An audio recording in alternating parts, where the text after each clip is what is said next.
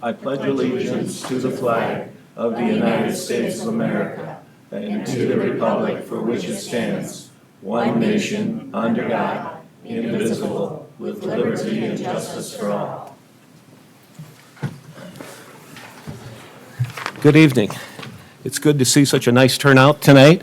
Again, this is the Carbon Dioxide Transport and Storage Advisory Committee.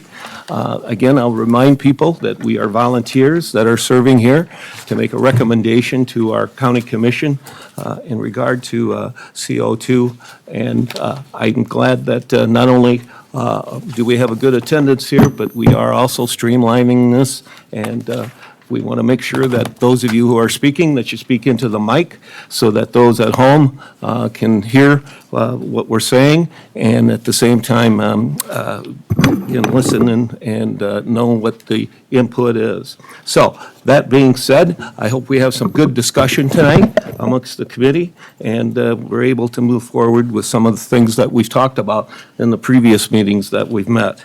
Again, I guess the first agenda item that I'd like to go over, and as you can see on the board, for you to follow along, committee action to approve the agendas. Can I have a motion for that, please? Mr. Chair, Yes. I have a question before we do that. Okay. Is there anyone in the audience from Summit that came to talk about their plume study? Agenda item number 1? Yes, I'm Brian Luke, agenda item number 3. So no one's coming to come about agenda item number 1. He is here for number 1. I apologize, I was just reading from the written agenda there. Yeah, Mr. Chair, I can answer the question. He's going to speak to agenda item number 1.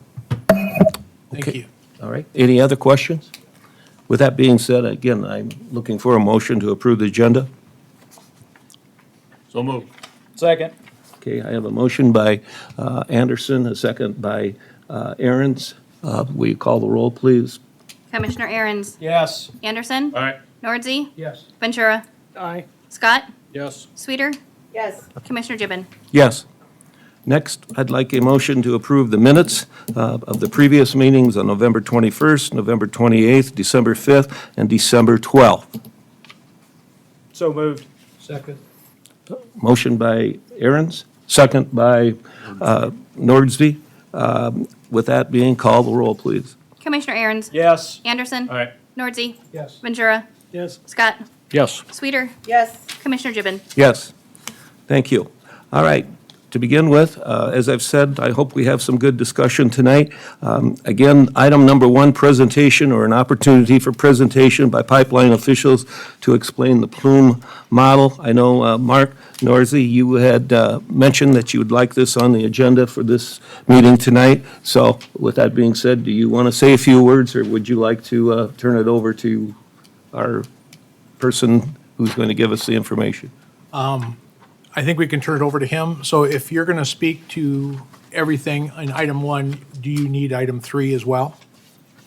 I'll let, you need item 3 as well? Okay. Sure. Okay, thank you. Go ahead then. Okay. With that being said, I know that, is there any, excuse me, what did you say? A time limit. Yes, I would like to know approximately, can you fill us in what time period? 15 minutes? I've got 6 slides, so I'll go as long or as short as. Yes, you in guys the would past, like. we've given our speakers 15 minutes and allowed a little bit for questioning. If you could be done sooner than that, that's fine too. So Okay. I will turn it over to you. And how do you pronounce your name It's Brian Luke, Louque. and your address? Joplin, Missouri. Okay. And again, please speak into the microphone. Yes, sir. Can I get some IT help up here with the HDMI? Does anyone know how to make this thing work? I need a pen. You need a pen? I'm used to sitting this. Yeah. I got an extra one. That one's a good one. Let's Use see. mine. Let's see what we got. Yep, right there. Yes. Okay.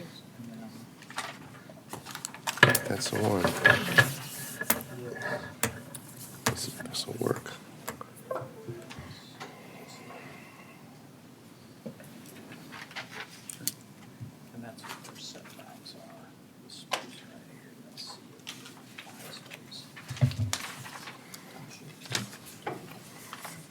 It's okay.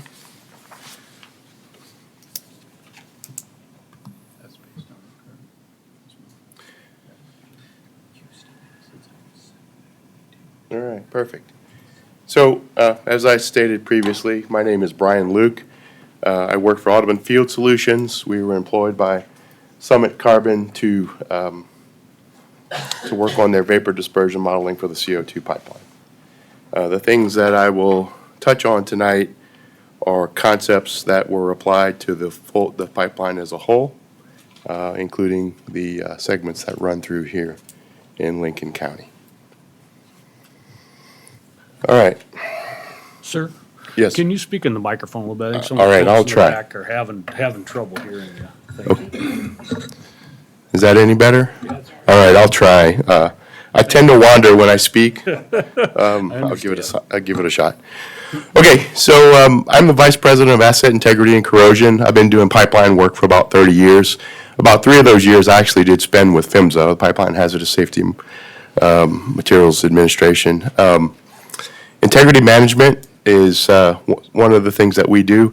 Integrity management's been around since the early 2000s, and just like a lot of the other regulations that are written in code, it was something that was born out of lessons learned in the pipeline industry.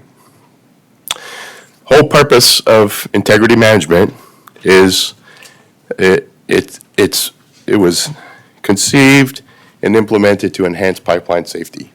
And what that means for the pipeline companies is understand your risk and where that risk is over your entire pipeline system, and marshal and employ your resources to reduce that risk. Integrity management is built or focused on what are referred to in the regulation as high consequence areas. So high consequence areas typically mean protection of people or protection of the environment. But specifically, we're looking at pipelines and their impacts on populated areas, environmentally sensitive areas, drinking water sources, and then infrastructure, highways, railroads, things like that. What integrity management does is it's a risk exercise, like I said, right? So there are factors, and depending on your risk model, it could be anywhere from 3 to 163 factors that contribute to the risk profile on any one particular pipeline. So the concept is risk identification, risk evaluation, and then risk mitigation or management. The other thing integrity management does to enhance pipeline safety is it proscribes a lot of assessments and evaluations that operators are obligated to do, perform, execute to understand the health of their pipeline systems. So what we're looking at on the right-hand side of the screen, this is just for grins, these are pipelines. So blue is natural gas, red is liquids, and the green lines are carbon dioxide lines. So this, what we're seeing here is we got pipelines in close proximity to people, and I don't have the HCA shown on this map, but these would be examples of pipelines that would all be subject to the integrity management regulations. So I'm here to talk about dispersion modeling specifically and the process of dispersion modeling. And dispersion modeling is one of the things that's required that operators do for their pipelines under the integrity management rule, right? And when I'm talking about integrity management rule in this case, for the purposes of tonight, we're talking about what I refer to as 195. So that's transportation of hazardous liquids by pipeline. So it's a have to do or a have to have. It's part of an overall program to reduce the impact on you and I and the environment that could be due to the pipeline.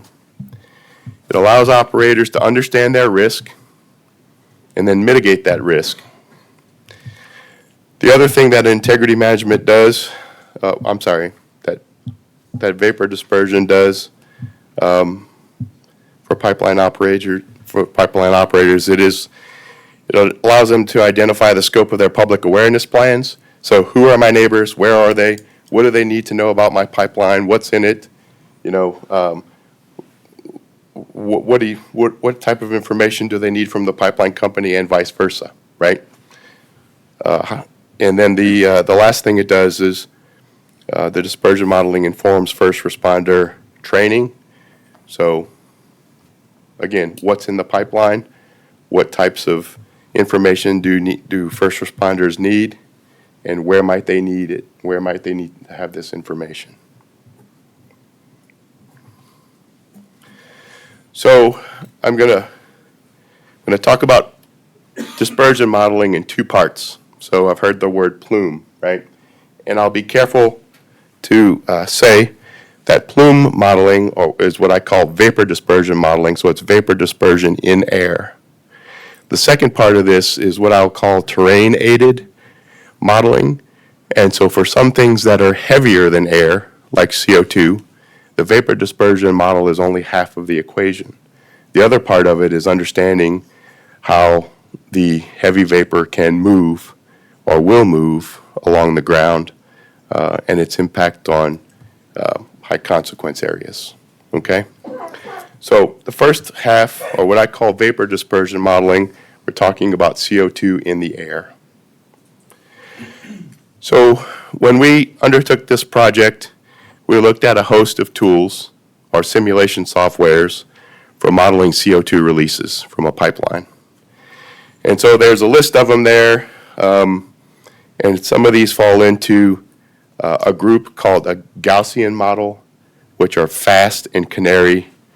So those are, not that that's important, but those are Gaussian model plumes, and then there's CFD. So we looked at those three or those four different packages, and we landed on Canary for this particular project.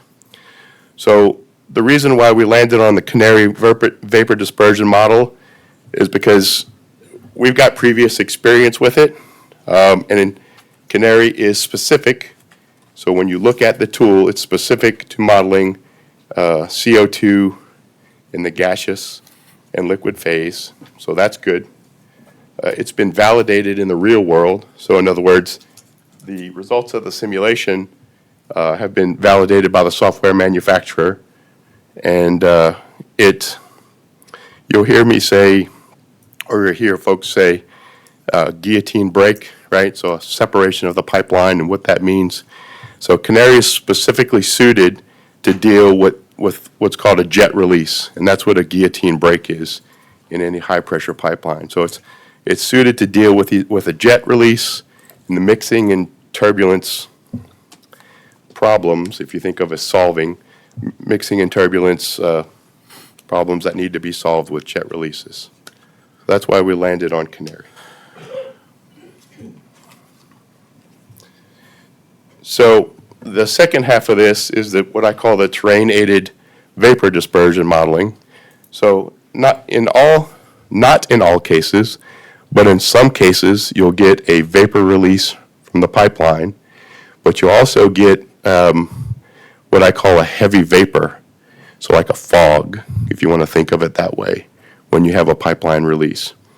So there's CO2 concentration in the air and the endpoints associated with that CO2 concentration in the air. And then the other thing is this terrain-aided vapor dispersion.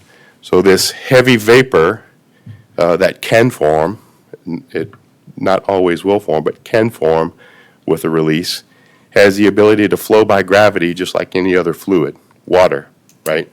So every time it rains, that raindrop is going to take a path to somewhere, right?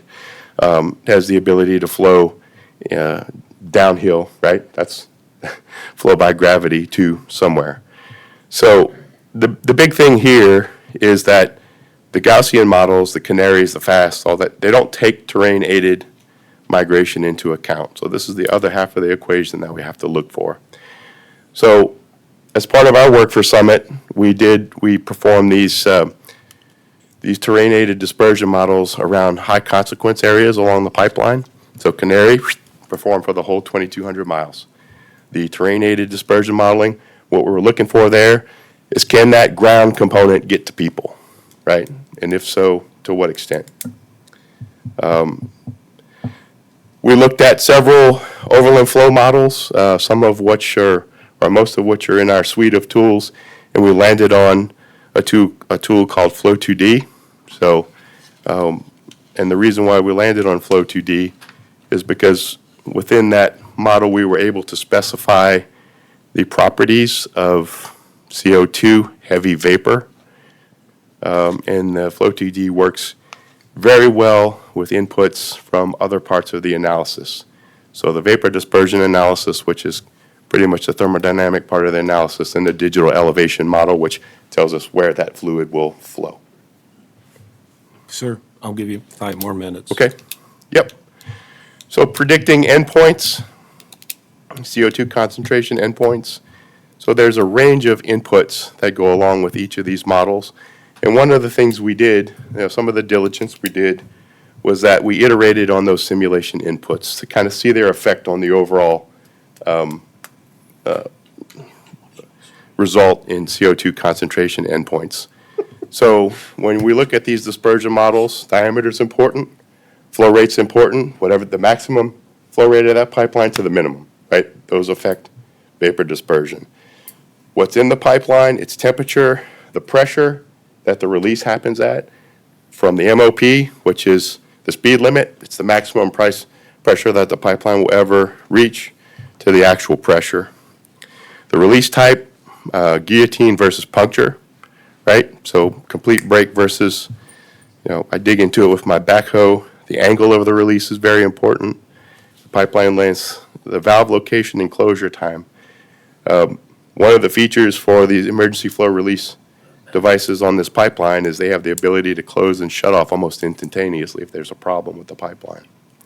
Those are all components of the vapor dispersion inputs and the CO2 concentration endpoints. And then lastly, specifically the environment. So looking at the atmospheric class, what's happening outside, wind speed from dead calm to, high force winds, winter versus summer, the spill surface terrain, so the atmospheric vapor dispersion and the CO2 limits will vary whether we have a release in cut grass, so someone's backyard, or crops, right? It'll look different. The weather inputs, which are historical weather inputs, and then topography, which is the digital elevation model that goes along with Flow2D. So that's a process in a nutshell, and that's pretty much what we did for Summit. And that's all I got, unless there are questions. Are there any questions from the committee? Mr. Chair, Yes. thank you, Brian, for coming tonight. Appreciate it. You're welcome. Thank you. I just want to clarify your employment. You work for Audubon, which Yes, is sir. a company, and Audubon was hired by Summit to. That's correct. Yes, sir. Is the actual plume study or dispersion model, whichever term you're going to choose to use, is that available for us to review? And that may not be to you, that might be to the Summit folks. Come up to the microphone, please.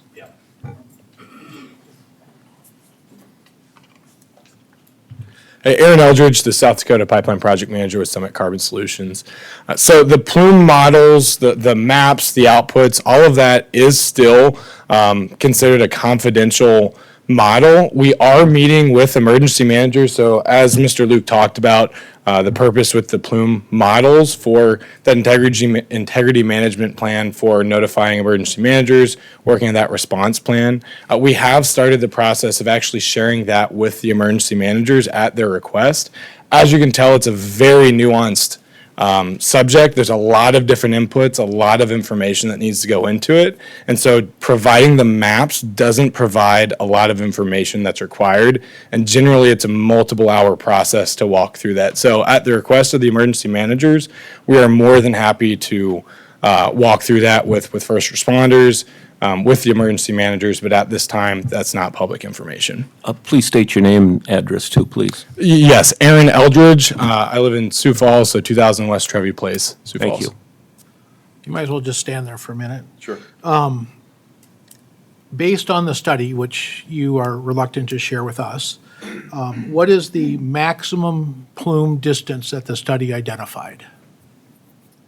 So I don't want to talk about plumes. I want to I was very careful to talk about CO2 concentration endpoints, right? So how far away from a point source release will the CO2 concentration be X or Y or Z, right? So that could be infinite, right, to answer your question. The other half of the question, or that's important to the question, is the exposure of you and I to these concentration inputs is time weighted, right? So I'm trying to answer your question. So there's no magic line, concentration, plume, boundary that represents some distance away from the release point to speak of. Does that make sense? Would it be fair to ask a question to say at what distance, if a rupture happened, that I could stand and still live? I think that's a fair question. It's not a question for a guy like me. That's a question for a toxicologist or someone else that would be in Summit's employ. Has Summit answered that question for anybody? I can't speak to that. Yeah, so again, part of what Mr. Luke was saying is it depends on a lot of different conditions. And so there isn't one model for the release. There is hundreds of models using multiple different variables, multiple different inputs to determine what is a best case, worst case, a realistic case, all of those different cases. And so depending on all these different factors and depending on the amount of time, the type of release, there's a lot of nuance to that question. And so there really isn't a single answer to that question. And those details are some of the things we are able to walk through with that emergency manager. But again, given what dispersion modeling is used for, that's not an answer that determines a route of a pipeline in a case like this. In your opinion? Fair. Okay. What is the greatest risk in a pipeline for a release? So I'm going to go from memory here, but I think in 195, and I think you guys talked about this last week, it's third-party damage, right? So when you look at the 9 threats under the integrity management rules, third-party damage is the most frequent. So am I answering your question? Okay, yeah, Okay. that does, thank you. Okay. Is there a way to mitigate that risk, in your opinion? There are all sorts of programs out there. The 811, and the gentleman who was here last week spoke to a lot of them. 811 program, line markers, public awareness programs, depth of cover, over the pipelines. There's all sorts of mitigated measures that can be applied to mitigate that risk. One final question. On your initial slide, you had the city of Houston and you showed a CO2 pipeline. Yes, sir. What was the diameter of that pipeline? I don't know. I've forgotten. I could get back to you. I think it was, I don't know. So, and because it's a snip, that information is not available to me. Okay, thank you. Yeah. Welcome. Do you have anything else you'd like to share with us at this time? Not at this time, no, sir. Okay. You still do have some time remaining, so with that being said, I'd be willing to take some questions from the public, if you can limit them to 3 minutes, if anyone who has a question over this in the public. And make sure it's a question. We don't want to debate here. It's a question. We're done? Scott Montgomery, Fairview. I'd like to know how many CO2 pipelines you've designed and how many you've built. I'm sorry, what was the first part of the question? How many CO2 pipelines you have designed and how many have you built? Okay, so the purpose of my, I'm going to say testimony here is specific to vapor dispersion modeling. So in terms of vapor dispersion modeling for CO2 pipelines, it's probably more than 4 and less than 10 in that range. I mean, you can imagine there's a lot of interest in the industry right now. And this is something that happens a lot. And when I say a lot, a pipeline or 2 per month. And I think the interest will only continue to grow. And in terms of construction, Audubon's an engineering firm. Building CO2 pipelines is not what we do. Okay, thank you. Any other questions? Mr. Chair, I have a quick question. Okay, while go she ahead. comes up. So is part of the reason for the plume modeling being kept confidential is that terrorism?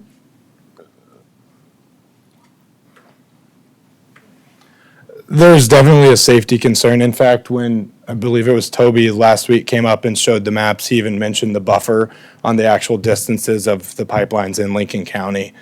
So yeah, safety is a factor in not sharing the dispersion modeling. Okay, thank you. Question?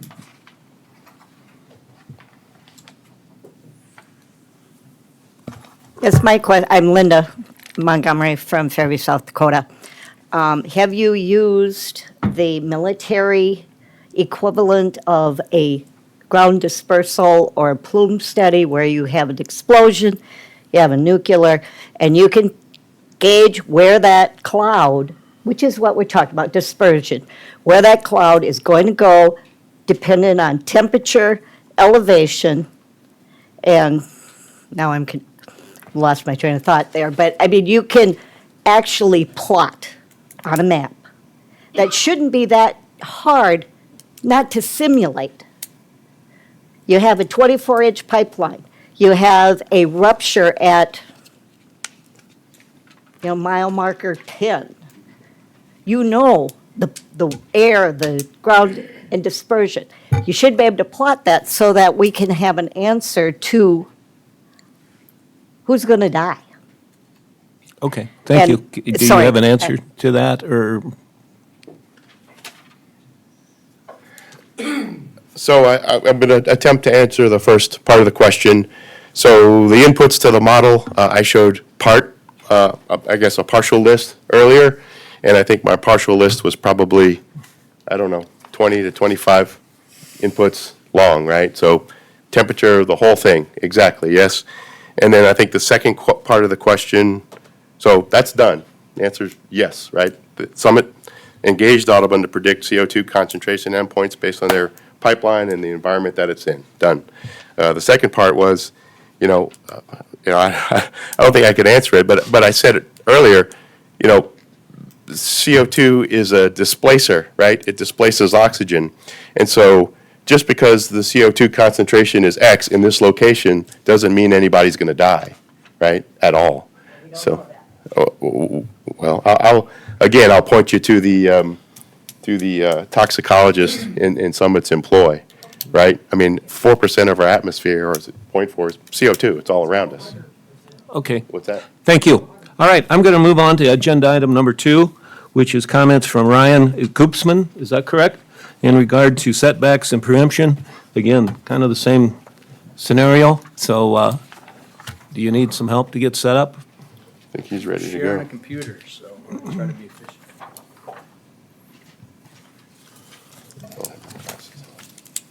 You got it.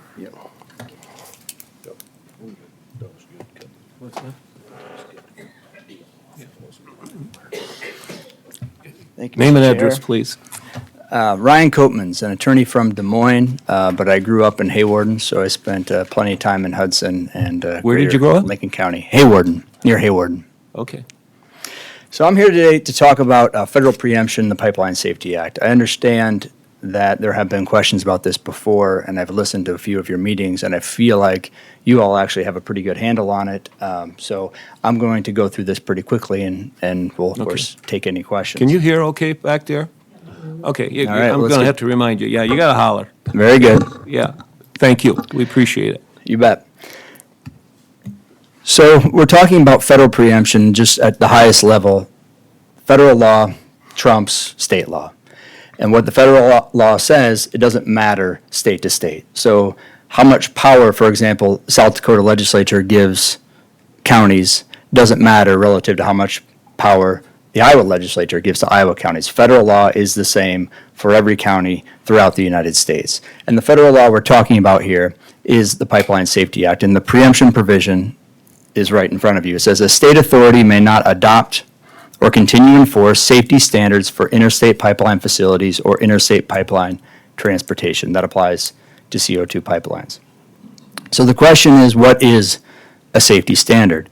Well, they've given us some indication because PHMSA, the entity that carries out these regulations, regulate setbacks. So they have a 50-foot setback requirement, for example, that is in this regulation. But ultimately, it's not PHMSA who decides, it's the courts.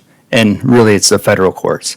And we here in South Dakota, in Iowa, Minnesota, Nebraska, we sit in the United States Court of Appeals for the Eighth Circuit. So the Court of Appeals system in the country is divided up into 13 circuits.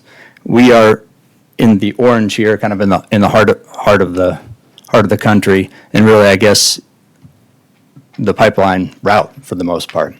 So decisions from the Eighth Circuit that would apply, for example, to Iowa apply equally to South Dakota. And the Eighth Circuit has been quite broad when interpreting the Pipeline Safety Act. So here's a quote from a 1993 decision that is kind of a landmark decision. It says, Congressional grant of exclusive federal authority precludes state decision-making in this area altogether and leaves no regulatory room for the state to either establish its own safety standards or supplement federal safety standards. And importantly, in this case, they struck down an ordinance, or a state law actually, that was not about safety on its face. It was about the amount of the bond that the pipeline company had to have in case it caused damage. But the legislature or the utility board had talked about the importance of safety in their deliberations, and so the Eighth Circuit said, this is a safety standard, this is a safety regulation, it is preempted, and struck down. Similarly, a few years earlier than that, the Eighth Circuit said, Congress, again, this sweeping authority, Congress intended to preclude states from regulating any manner whatsoever with respect to the safety of interstate transmission facilities. So you now have all heard about the litigation that is happening in Iowa. And there are a few counties who have enacted ordinances that have setbacks, and there have been lawsuits on those. 2 of those ordinances have already been struck down, one in Story County, Iowa, and one in Shelby County, Iowa, and others are ongoing. So the federal district court in that case, this is Cowser versus Story County, looked at these Eighth Circuit cases I just told you about, looked at the federal law, looked at the setback requirements, heard the arguments from the county, which were twofold. One, they said, this is a siting issue, and under federal law, siting is left for the states and the counties. Number 2, they said, this isn't really about safety, this is about economic development. The court struck down the ordinance and rejected both of those arguments. First, it said that the siting issue is not, let me go here, there's a difference between siting, which is placing exactly where the pipeline is going to go, and that's what the PUC will do if it grants a permit, and a setback requirement, which is a standard, 1,200 feet, quarter mile, whatever that is, and they are always, I think actually, Commissioner Ahrens, you used the phrase, I believe it was, inextricably intertwined with safety, and therefore can never be done by counties. The court also focused on the fact that there is a setback requirement in the PHMSA regs, and that is a safety standard, and setting safety standards that are different from that, or even any additional safety standard at the county level, interferes with the DOT's authority to regulate safety. So that's where we are in that decision. It comes from Iowa, but it is based on those Eighth Circuit cases which apply equally to South Dakota. I'm happy to take any questions. And actually, one more slide, because I've heard it discussed, so I wanted to bring it up. You've read the PHMSA letter. So the PHMSA letter refers to setbacks, but notice every time it refers to setbacks, it's talking about you all deciding where to set back housing and development from an already established pipeline. It is not allowing counties to establish the setback for the pipeline. And that distinction is every single time, and that is purposeful. I'll take any questions. Okay. I have a Committee, any questions? You want to go first? Tony. Tony? Okay. Okay. Mr. Ventura? Are you aware of 608F.3D200? I'm not aware of the citation off the top of my head. Well, I'm going to give you a copy and I'll have you read it. Perfect. And then we can ask a question, please. Read the first paragraph. This is where they say may I approach the court, right? Doesn't matter. All right.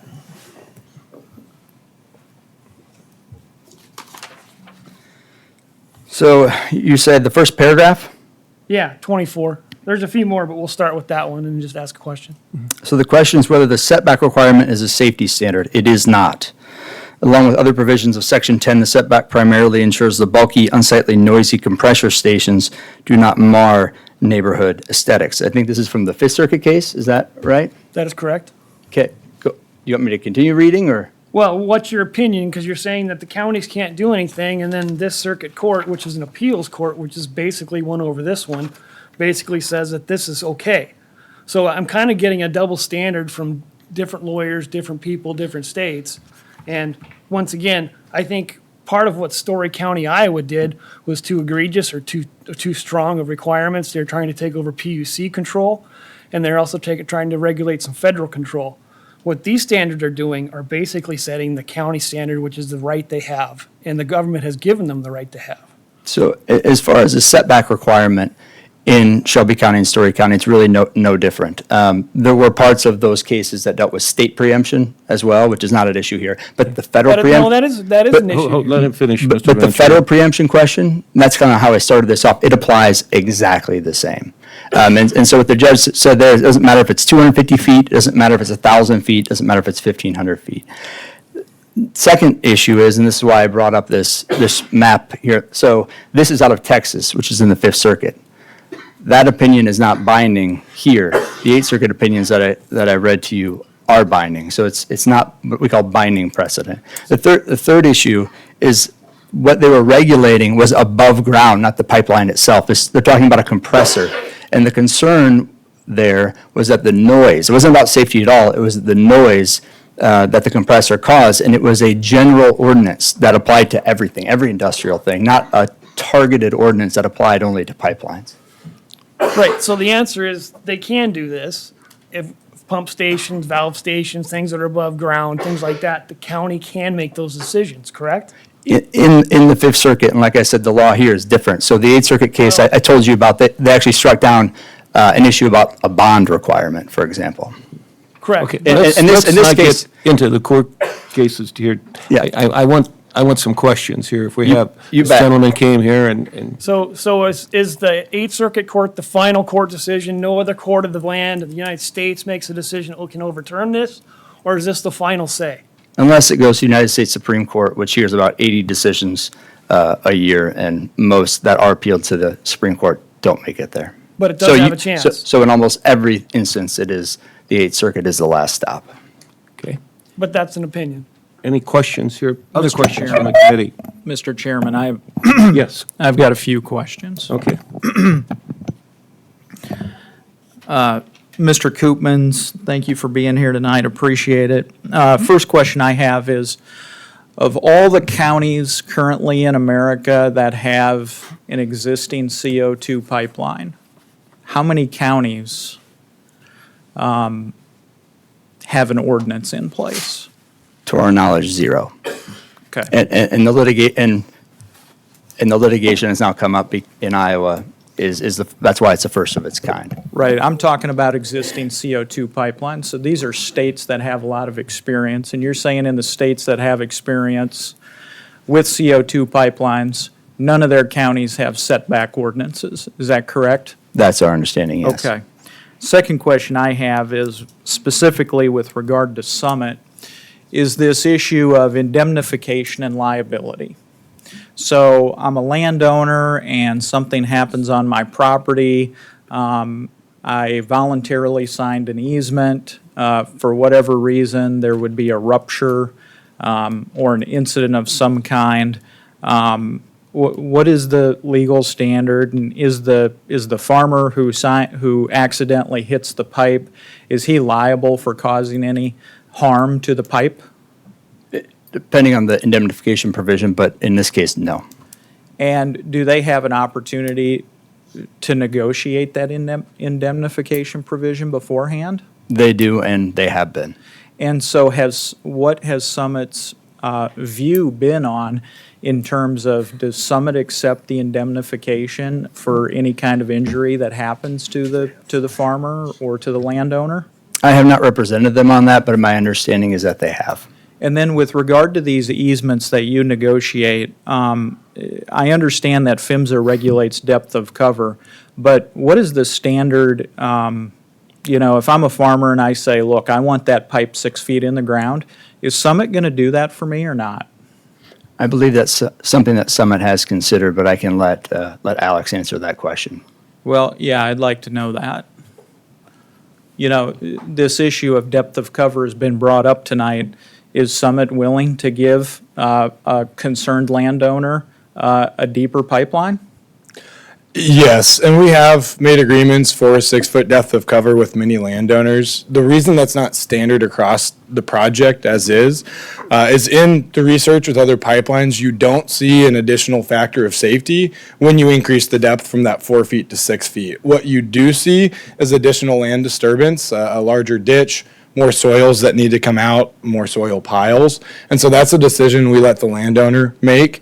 If they would feel safer with that, if they have drain tile that they would like to put in or that they already have put in, we're more than willing to lower that pipe. We have done that many times, but we like to leave that decision up to the landowner since it does add additional disturbance to their property. Got another question for Mr. Koopmans. Mr. Koopmans, who regulates pipeline safety in America? PHMSA, Does this county commission have authority to regulate pipeline safety? not under Congress's dictate, no. Is a setback a form of a safety control measure? Yes, it is. Okay, thank you. Ryan, you still have some time if you have anything else to share. Otherwise, I'll take a couple questions from the public. I am done, thank you. Mr. Okay. Chair, I have a Yes, quick question okay. for him. Has any other county enacted an ordinance since this federal court ruling? I believe that Cassuth County, Iowa just did. Okay, and so why would they do that? I do not know. Okay. They like to keep lawyers in business, I think. Thank you for your honesty. Any other questions here from this committee? Okay, I'll take a couple questions from the public. Scott Montgomery, Fairview. Does the county have the right to say no pipeline, period? They don't. It's an issue of an interstate pipeline. The Commerce Clause of the United States generally prohibits that. In fact, I believe Brian Jordy, who represents a lot of landowners, has admitted as such that you can't zone out a pipeline altogether. To your other, you said that none of these counties have an ordinance that the pipelines run through now. How many counties in the U.S. have 24-inch CO2 pipelines? I don't know the answer to that. I mean, is it 1, 2? I don't know the answer to that either. So that information is basically, doesn't really matter. Doesn't matter to the legal analysis, and so I keep it out of my head. Only so many things I can remember. Okay, thank you. Any other questions from the public? Okay, thank you, Mr. Koopsman. I appreciate that. Thank you. Moving on, did we cover number 3? We did. Did we get that done? I think we can strike that. We're okay with that? I thought we did cover it, so that being the case, we'll move on then to number 4, comments from Joel Gustafson on tax and financial benefits. Is Joel here? Yes. Yes. Do you need some help to get something set up? No, I'm just talking tonight. Okay, thank you. Go ahead. Joel Gustafson, Ames, Iowa. Thanks for having me here tonight. I'm the Vice President of Tax for Summit Carbon Solutions, and I'm here today to give you a brief property tax overview and answer any questions you may have on Summit's property tax estimates. My experience prior to Summit, I spent 9 years in the oil and gas industry, large oil and gas services company. We had pipelines in 9 states. And though I've never valued a pipeline in South Dakota, I have in those 9 states, and I find, reading South Dakota statute, the process is very similar from state to state. So I also listened to the prior meeting and noticed one of the speakers had concerns with Ernst & Young's economic impact analysis. And I was directly involved with that, and I can at least give you some light on the property tax numbers that went into it. And then also, when discussing property tax, it's very helpful when a county has Dakota Access running through it. So maybe you all are aware of the process, but any questions, I would think your county auditor could shed some light on how that works with the state, how the value gets pushed down, and how the funds ultimately get collected and distributed. For Lincoln County, The estimated amount Summit will pay each year is $468,000. Of this amount, $368,000 is to be paid to school districts, with Canton and Lennox are the main beneficiaries, and T area receiving a small allocation. $62,000 is allocated to the county, and approximately $38,000 to the various townships. I share those numbers with quite a few counties and individuals and folks like yourself, and I really get two main questions.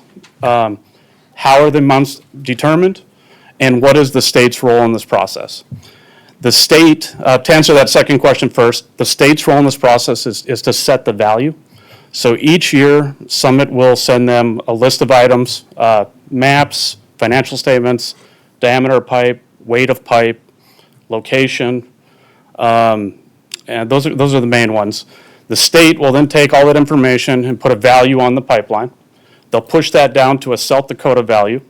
They'll take that South Dakota value, push it down to a county value, and then they'll push the county value down to each taxing district. So that's the state's role in the process. By July 5th of each year, the state has to provide that estimate to the county, and then it gets certified by the county, and then it follows your normal procedures for sending out notice values, collecting the tax and remitting to each taxing district. I did get asked the question the other day if it's a benefit to a county to have state assessed property. I think it is. You're probably familiar with locally assessed property. That's usually land and any item permanently affixed to the land. When you have state assessed property, it brings in a larger tax base. So it brings in your right-of-way payments, anything that's capitalized to the project, so your tax base is larger for state assessed property. For the other question, how were the estimates determined? And this goes into the Ernst & Young study. So Summit focused on the cost method. So the previous pipeline I worked on was a 550-mile crude oil pipeline. And what the states did there was Kansas, Colorado, and Oklahoma. And they had the ability to switch from a cost method to an income method to a market method. They went with cost the first few years just because that's the best indicator. Then once the pipeline had, say, 2 to 3 years of income, they switched to an income method. I don't think there'll be a market approach to this asset just because normally you see that. I saw it with saltwater disposal wells where, you'd get a valuation increase, and it'd be because your neighbor sold one for 5 times what you built yours for 10 years ago, so then they raised the value of your asset. So anyway, Summit focused on the cost method. And, just to visualize that, let's just say, using hypothetical numbers, the South Dakota portion of the project cost $1 billion, right? And say there were 100 miles in South Dakota and 10 miles in Lincoln County. So 10 miles divided by 100, you get a 10% allocation. You'd push down that $1 billion cost times 10%, you get a $100 million valuation. And then let's just say Lincoln County's average tax rate is 1%. Well, that 1% times the 100 million, you'd have a $1 million property tax estimate. In high level, that's what we did for our estimate. And I do think it's reasonable. I do think the state will do something similar, and then they'll probably flip to some kind of a hybrid approach between cost and income at a later date. So, to take that a step further, outside of the Ernst & Young study, I took that property tax estimate, and I work with a company that also works with Dakota Access, and I said, if I give you our pipeline map, could you layer on the county's taxing district map so I can get an amount to allocate to the school districts, the townships, and the county based on the current mill levies? And that's how I came up with the amounts I gave to you earlier. So with that, I wanted to keep this high level and quick. I'm here to answer questions you may have, so I'll open it up. Okay, committee, any questions for our speaker? Mr. Chair, if I may, please. Great. Because I was somewhat involved in that process, does the state determine how you pay that, whether it's on cost or? Yes. Or market value? The state determines Yeah, state what? Yes, and my understanding, so the state does it, so they can use the cost approach, income approach, or market approach, or a combination of the three methods. And then I think if you actually read the statute, it says something like, or any other method that they determine reasonable. But they do set the value, And then when they send it down to the county, I do think the county has a chance to protest the value or at least ask questions on how it was determined. Okay, but the state does set it, Yes. Summit doesn't. No, Summit doesn't. All we do is give the information. And I should have mentioned it earlier, but it's South Dakota 10-37. That's the code that taxes pipeline companies. Same one that taxes Dakota Access will tax Summit Carbon Solutions. Thank you. Yep. Any other questions? Mr. Chair? Yes. So where did you get the input figures for your analysis? So the cost came from a combination of our project team and a combination of our finance team to determine what it's going to cost to build the project. We then, use that same information to push it down to the state. For the property tax rate, we had our tax preparers who are KPMG.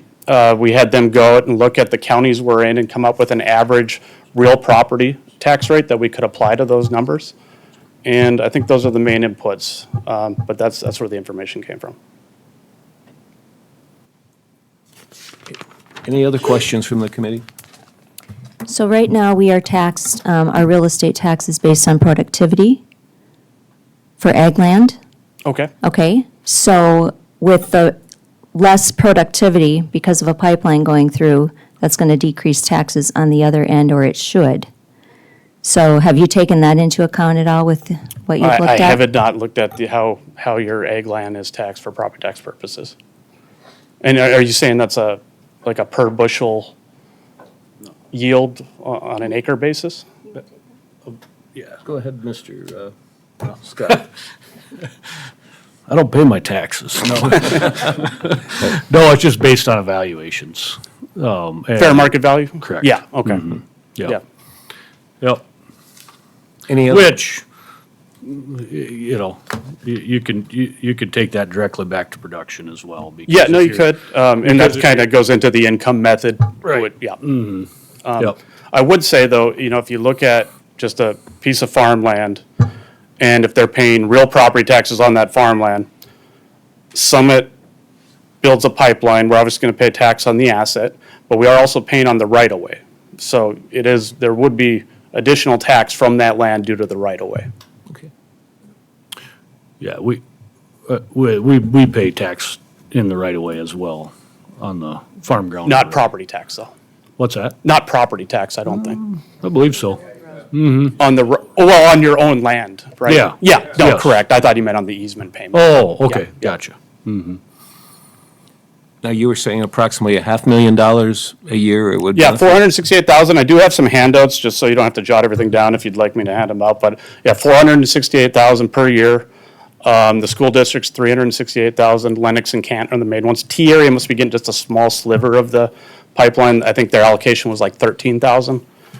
62,000 to the county, and the remainder, I think, which is like 38,000 and changes to the townships. Okay, Based on current route, I think it's around 24 miles of pipe. thank you. In a county like Lincoln, when they do the allocation at the state, they should give the county who has a 24-inch pipe more credit than one that's had, say an 8-inch pipe. Yeah. So, If you want to share that with our yeah, you clerk at bet. the end, you do so. I'll open it up for a couple questions from the public now. You still have some time, unless you have, Joel, for something else, or? No, that's it. Okay, go ahead. We'll open a couple questions from the public. Hi, Kelly Black, Stratton Circle, Sioux Falls, Lincoln County resident and taxpayer. Just had some questions about the $468,000 a year. I'm not a financial wizard, so are you saying that this is going to be paid to the schools? And how will that impact the everyday taxpayer? I mean, can you just kind of bring it home, why only $468,000? And that's a one-time payment or per year? Could you just kind Yeah, no, you bet. of spell it out? Thank you.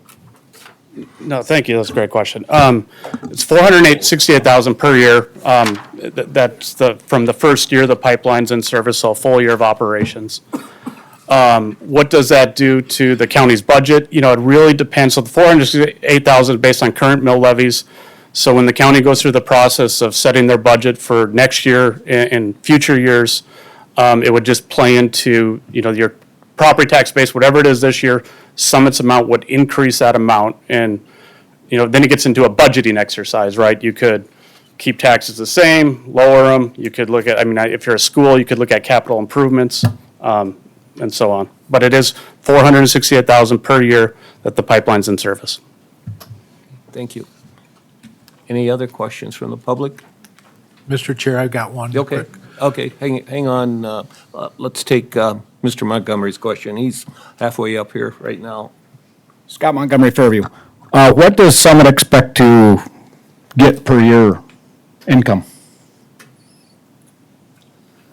I'm part of the tax team. I don't have the finance information in front of me. And till the project's built, I don't even know if we are 100% certain on what this project's going to make. Obviously depends on route, depends on customers, and depends on when the project gets completed. But I don't have the finance information. Okay, Mark? We'll get to you. The question that I have is, if a pipeline goes in and you're paying your portion of your property tax, I get all that. But does that potentially diminish the future value of that property for what could have been a higher use, such as, maybe residential housing or apartment complexes? And did your study take that into account, the revenue that the county may essentially be forgoing because of the pipeline's existence? Yeah, so just to make sure I understand that correctly. So if you took a piece of farmland, right now it's ag property, we build a pipeline, pay tax on obviously the pipeline, you're saying, well, what if it was a future home development? Yes, no, our study did not take that into account. As a tax professional, would you consider that to be relevant? That potentially, My understanding is the pipeline route is quite a bit away from where new housing development would go. But no, I never considered that. well, I'm glad you can predict 100 years into the future, because we don't know. And that's, I guess that would be a concern of mine, is that as we look at this routing, is what potential are we giving up as a county for any kind of development? Because no one's going to build a house on top of your pipeline. No one's going to put a factory on top of your pipeline. So that land basically is forever going to be what it is today with a pipeline on it. Yeah, and I guess I would say I've never seen real estate property tax values decrease because, say, a natural gas pipeline or a water pipeline runs by them. So using that same logic, I don't think it would hurt. But you take it out of use. Yeah. I don't think that's what he's asking. Yeah, Right. That isn't what Mark's saying, is that the valuations are gonna go down, that the potential development in the potential increase for value might not be there. Yeah. I think is the question he's asking. No, go ahead. Real quick, I apologize if I may. So I've worked on pipelines in East Coast, half the United States, Texas. Just for instance, the map that was shown up there of, Houston, Texas, pipelines don't preclude development. In general, you're correct. You're not going to put a factory right on top of that pipeline. But actually, about a year ago, I was in Spink County, and a commissioner handed me a sheet that came from the South Dakota Office of Economic Development, Governor's Office of Economic Development, where a pig iron plant had sent a letter to a few counties and said, hey, we'd like to build this plant. It's going to produce a lot of CO2. We would like it to be within proximity to the Summit Carbon Solutions pipeline. We would like there to be 500 employees within this base of the area. I'd be happy to provide a copy of that letter, but pipelines don't preclude development, as you can see from the maps that are shown, unless an ordinance is placed by the county which restricts development around that pipeline, is what we've seen historically. And so you're right, once the pipeline's in, you usually don't build stuff right on top of it, but as we see in Harrisburg, pipelines don't preclude development around that unless there's a law that says you can't develop around a pipeline. Okay. Just from my experience and what Mr. we can Chair, see. I have a question. Yes. With regard to this issue of prognosticating or speculating the impact that pipeline would have on development, I guess my question is, looking at other cities that have existing pipelines, where we know we have a model of how human behavior, governmental behavior operates. So if you look back to Houston, Texas, again, where the CO2 pipeline goes through, how many houses back up to within 100 feet or 100 or 200 feet of the pipeline? Any of you know?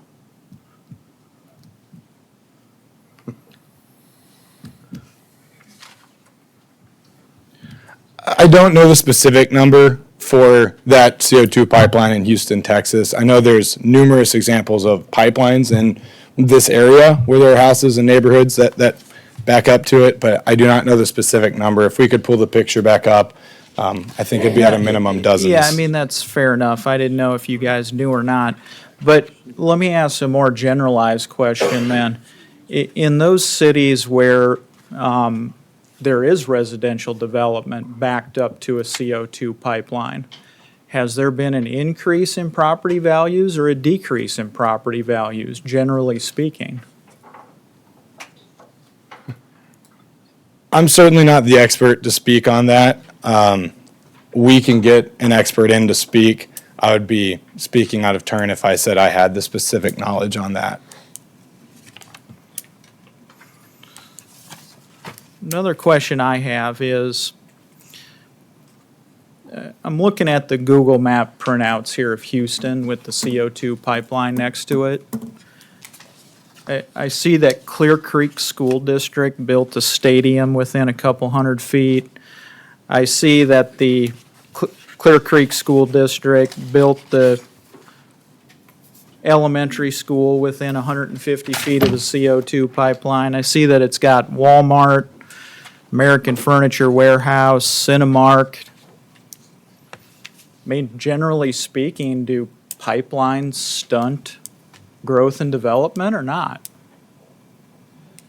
In my experience on the pipelines I've built and been a part of, that has not been the case. And in fact, even so to answer Mr. Montgomery's question from earlier, I don't know the exact number of how many counties have 24-inch CO2 pipelines in it, but I do know of at least two, one of which being Yazoo County, Mississippi, which had the rupture in Satartia. And to this date, neither of those counties have any ordinances for CO2 pipelines. Hold on, I didn't hear that properly. So you're saying that Satartia, Mississippi, where the had this incident where the pipeline ruptured, you're saying their county still has not passed a setback ordinance? That is correct. Okay, thank you. I promised this gentleman over here. Yeah. Go ahead. You had a question, and I promise we'll take your question at this time. I'm back on the tax business. It seems to me that I Just saw your name and under address, this please. Dennis Jones. Thank you. I remember seeing that under the Inflation Reduction Act, $173 billion was allocated for the development of these pipelines through Iowa, South Dakota, North Dakota. And of that $173 billion, they were going to raise it to around $85 a metric ton to sequester CO2 and put it in the ground.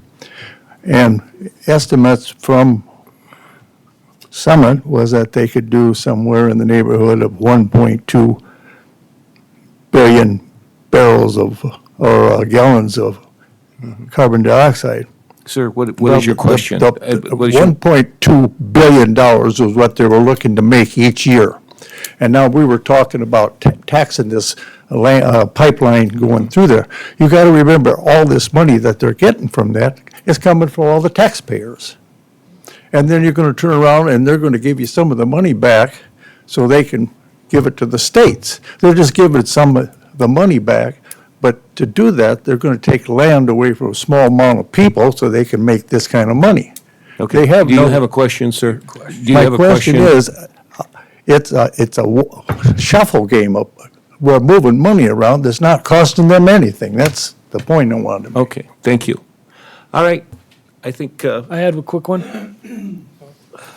okay, go ahead. So if a pipeline goes in and let's say they mash that ground so hard that you can't get a good crop off that land forever, if you try to sell that land and you know that acreage is not going to be profitable like it was before, and you try to sell it for the existing land prospect, are you going to get the same value? I don't think this guy's. The same value on the sale or for expert on property land tax? Values. So, For value. you know what I mean? We're talking about sales and values and everything else here. I mean, the simple answer is if a pipeline goes in and scars the land forever, once again, you have to, that piece of property is not going to bring out the crops like it did before. That is a loss for the owner to sell to somebody else. That is a loss that you can put on paper. And so I think you have to consider that in your factors, and I haven't seen anything you brought up tonight that brought that up. So I just wanted to ask that question. Do you think that should be considered? And that's it. Thank you. That was not considered in the property tax estimate. Property tax estimate is strictly tax on the pipeline, tax on the other assets, the right-of-ways, the pump stations, but no, it did not factor in the farmer's land. And from my understanding, I just think it's an unlikely scenario, but that's not my area of expertise. And taxes too, we could spend a whole another evening talking about taxes and representation and fairness and so on and so forth. So with that in mind, I think we'll go ahead and we had one other person. We'll let you have one other question back in the end of the room before we move on to point number 5. Gary, I'm sorry. Go ahead. Gary Schuster, 2812 Stratton Circle, Sioux Falls, Lincoln County resident. As I understand, you're valuing the pipeline based on what it costs to put into the county. So, my property taxes are based on market value. Every year I'm paying more taxes because it's been assessed at a higher value. So I'm curious, did you talk to the county assessors and just see if they would agree with your method of evaluating the pipeline? And don't they want to tax the pipeline the same way that they tax other property, namely market value, which would very much depend upon how much profit you're making on the pipeline? So I have talked to many county assessors, but this is going to be a state assessed pipeline, and they do bring in market value. I use cost those first couple of years because usually cost is close to market in those first few years of operations. If the state determines the market price has increased based on our income, based on other factors, they will increase it to a market value. Okay, thank you. All right, let's move on to item number 5. Again, the comments by Mr. Merkel.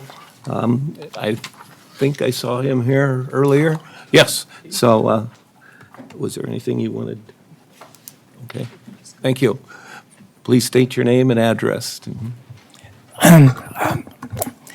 Excuse me. Brett Merkel, 47236 274th Street, Harrisburg. I'm a real estate broker and I'm an attorney. Some of the things I've heard tonight are just simply not accurate. I think you need to remember that the attorney that Summit hired to come here from Des Moines, he's an attorney with an opinion, and you need to remember that attorneys like me have opinions. We can be right, we can be wrong. I'm here to tell you, don't ever let anybody tell you that you do not have the power to set the law in your county, because you've been given that power. That case that was referred to was a case out of Iowa, is a federal district court. It certainly can be and will be appealed. I'm going to tell you what Summit has been up to. I'm here to talk about development and liability, but with some of this conversation, I think it's important to clear the air. So when Summit made their application, they promised the PUC that they would make certain to comply with all of the local ordinances. That means you. Well, if you don't have the right to make local ordinances, why in the world would they promise to do that to the PUC? You've got the absolute right to set the setbacks. Fight that PHMSA. So not too long after Summit got denied, what happened is they contacted PHMSA, and they were hoping PHMSA were going to say what the Summit guys are here saying tonight. Well, they didn't. I'm going to tell you what they said. You've got the letter yourself. If you don't, I've got a copy and give it to you. But in that letter from PHMSA, It's addressed to Mr. Lee Blank, CEO of the Summit Carbon Solutions. And they fully advised what PHMSA was designed by Congress to do. Essentially, it's their job to make sure the pipe is safe. The relief valves and material, all the stuff used is safe and will operate 30 years down the road or even 100 years down the road. And I'm quoting, they said, the role of the local governments. PHMSA cannot prescribe the location or routing of a pipeline and cannot prohibit the construction of non-pipeline buildings in proximity to a pipeline. Setbacks. Local governments have traditionally exercised broad powers to regulate land use, including setbacks, distances, and property development that includes development in the vicinity of pipelines. Nothing in the federal pipeline safety law impinges on these traditional prerogatives of local or state government. That's what PHMSA said.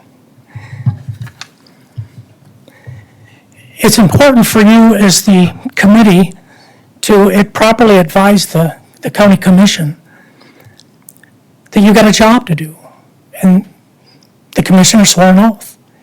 And the oath was to be impartial, to not make up your mind, and to not come into these hearings with a decision based on what you think is right. What is right is what your constituents want. It's what your people want, because they voted you in, and they can vote you out. You need to remind the commissions of that. Some of you are commissioners, and I think you know that. I think it's extremely important to remember that what you're doing is going to affect generations upon generations from now. The advice that you give to the commission and the recommendations you give are going to carry a lot of weight because you've taken your time and your effort to come here and listen, to investigate, to research, so that you can give thoughtful responses to the commission. And we thank you for that. We appreciate your time and your effort. The decisions that are made with regard to these pipelines are going to last for much longer than we will. It is extremely important that you consider every detail. And the details that they wouldn't share with you are most important. I don't think they should have shown up unless they had that data. They're a risk management company. They're hired by Summit to assess the risk and to mitigate that risk and to protect this county from those risks. And they won't even tell us what their studies say. I'm a resident of this county, and I think that's pretty disgusting. I'm kind of getting out of my professional boundaries here as a lawyer and as a real estate broker. I do think that as far as some of the other things that were said, for example, regarding liability, indemnification, let me remind you that indemnification is only as good as the company that's behind it. Most of these companies will be sold off.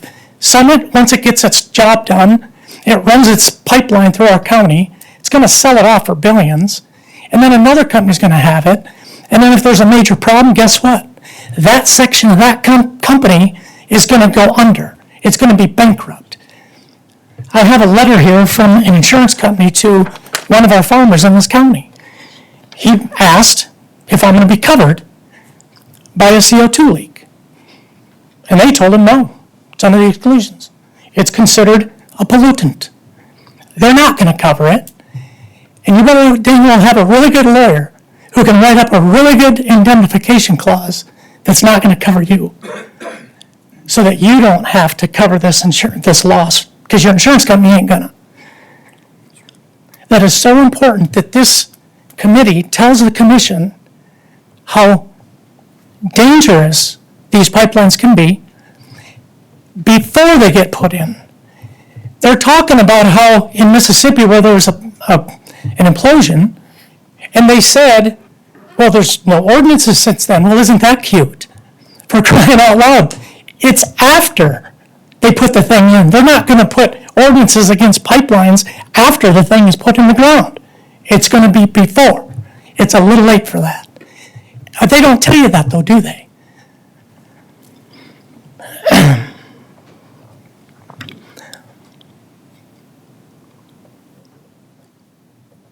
Lincoln County has spent my money and all the people here who are taxpayers for something called a comprehensive plan.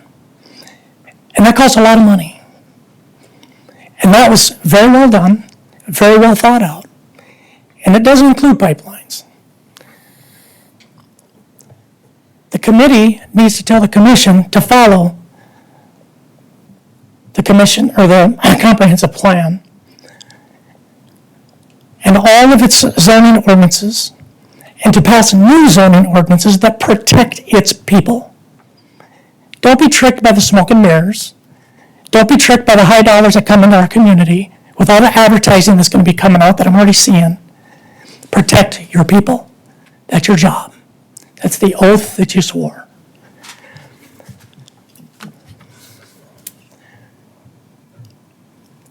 Northern Lincoln County is growing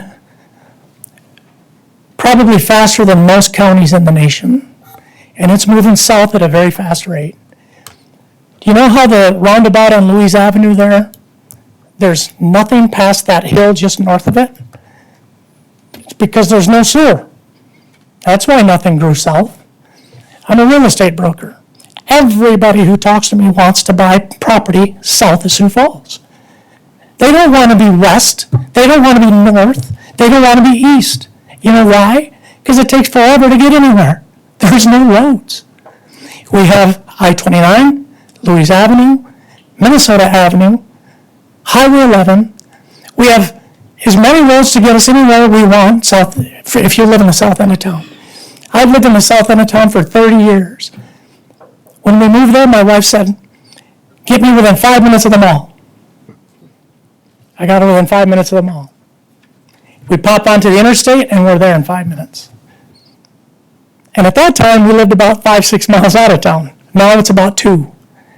Well, the school district built a school right by the Baker's Crossing Golf Course.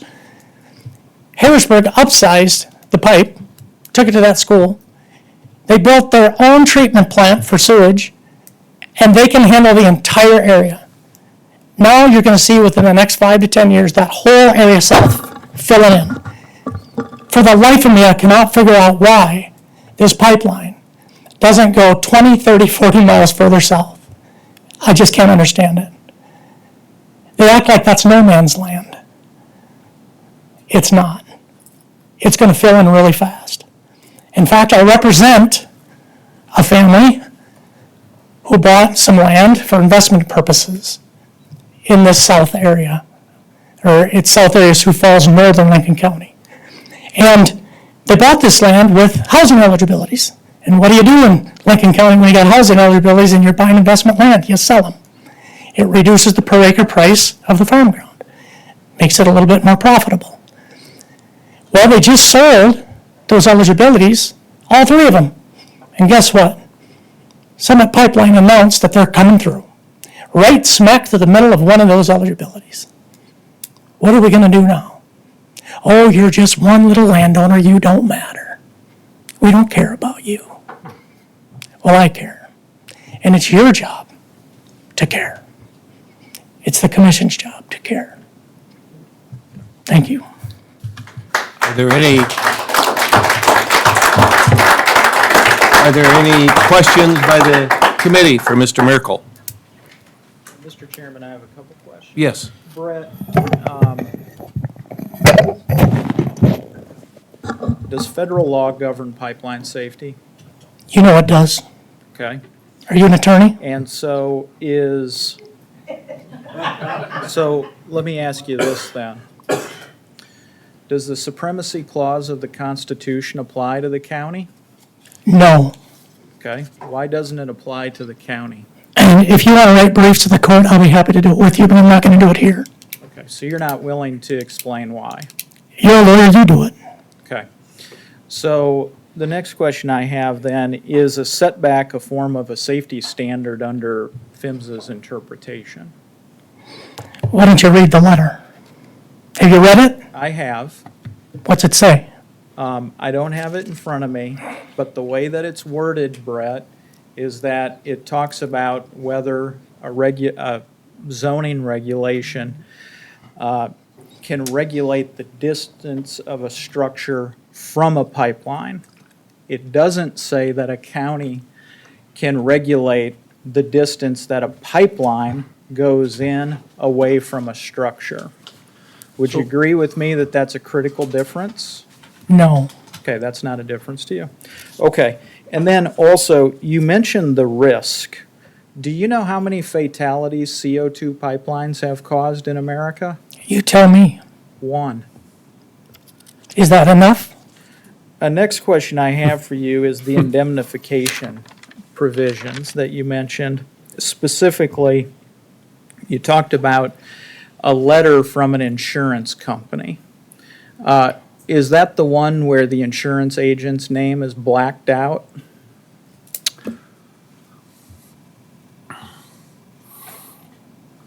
I don't have authority for my client to share that information. Okay. Yeah. So the issue I'm getting at is do we have the capability of having that insurance company? Are they willing to come in and talk to us and share that information with us? Mr. Aaron's, I'm a personal injury lawyer. That's what I do for a living.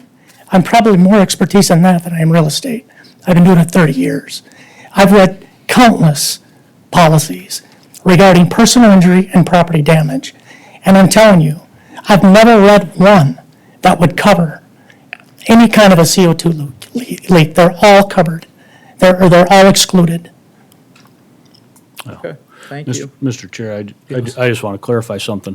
Per your comments, I have checked on my farm liability policy, and it doesn't cover it. So I'll second you on that. It would be disclosed. Well, my understanding of that, And my agent's name isn't blacked out. I can tell you who it is. If you're wondering, Mr. Aaron's. Yeah, I mean, I've seen the letter before. Yeah, well. I wanted the opportunity to call the agent and ask some questions, but I couldn't because. well, there's thousands of agents you can call. Yeah, you can call anybody. I don't think you need to have this particular one, but if you want to call my agent, I'd gladly give you your name and number. Sure. And with regard to the indemnity, you have to remember, these companies are going to parcel this out, and there's going to be so many LLCs. It's going to be so difficult to get to the real company, and the one that's at the top is going to file bankruptcy. And then you got nothing. You got you selling your land to pay for some poor person that died or is basically brain dead. Yeah. Because of a CO2 leak. I represent a doctor who had CO2 poisoning, and she cannot practice medicine anymore. Any other questions from this committee? Jim, I had a couple quick ones. So I believe when you say, talking about pollutions, it's called the Pollutions Exclusions Clause of any policy I can find so far. And so that's an extra expense if you have to buy other insurance to cover that deficiency, correct? That's correct, but I do not know of any other type of rider or any other type of insurance coverage that you could get for that. Right, and then you're talking, so we have 4 housing eligibilities per quarter. That was given to us in 1985. I believe the standards are like 79 and less that started. So when a pipeline comes in and assesses your price, they look at a slot of land, divide up your land in half, break your quarter into 2 sections. Those housing eligibilities are in question, but the value is not included in those estimates I've seen. Does that directly impact the future development of that area? And is that what the county should be taking care of right now? Absolutely. Yeah. Thank you. We spend a lot of our own hard-earned money to make investments into real estate, and now the eligibilities are extremely valuable. Will the easement disrupt contiguous? You know what I'm saying? Will it make it so, okay, if I have a quarter section of land, the easement goes through, does that now make it so that each side of the easement is not contiguous?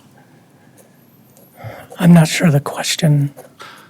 Okay, so like currently, we have a quarter section of ground. Okay. And you know that we can transfer housing eligibilities. Oh, I see what you're saying. Based on something being contiguous. So Right. now if we have an easement going through the middle of it, is that going to disrupt the fact? Do you think that could potentially make both sides of the easement not contiguous anymore?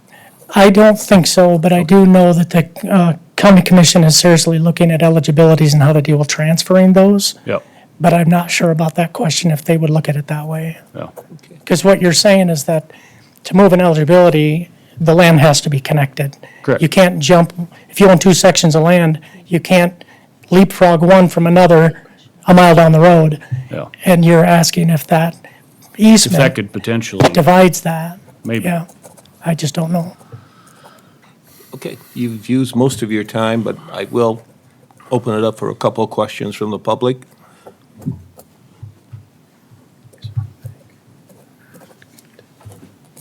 Please state your name and address. Dale Bonema, 5005 East 49th Street, Sioux Falls, South Dakota. I have land in Iowa and in South Dakota that Summit is trying to go through. I have multiple questions for a couple of people in Summit, but I'll start out with David Anderson. You wanted to know how safe the Summit, the carbon credit pipeline was? How safe is a nuclear Sir- bomb? Sir, this is questions you want to ask Mr. Merkel, not the Has committee. anybody in the United States died from one of them? I will gladly take a question from The Mr. plume Merkel. study here, Mr. Luke, when that goes up into the air, does that stay in the air or does that come back down? Sir, your question for Mr. Merkel, please. That's what I've opened I don't it have up. questions for Mr. Merkel. I Okay, have them that's for what I'm Summit. asking for, is questions for Mr. Merkel. Okay, sorry. Okay, thank you. Any other questions?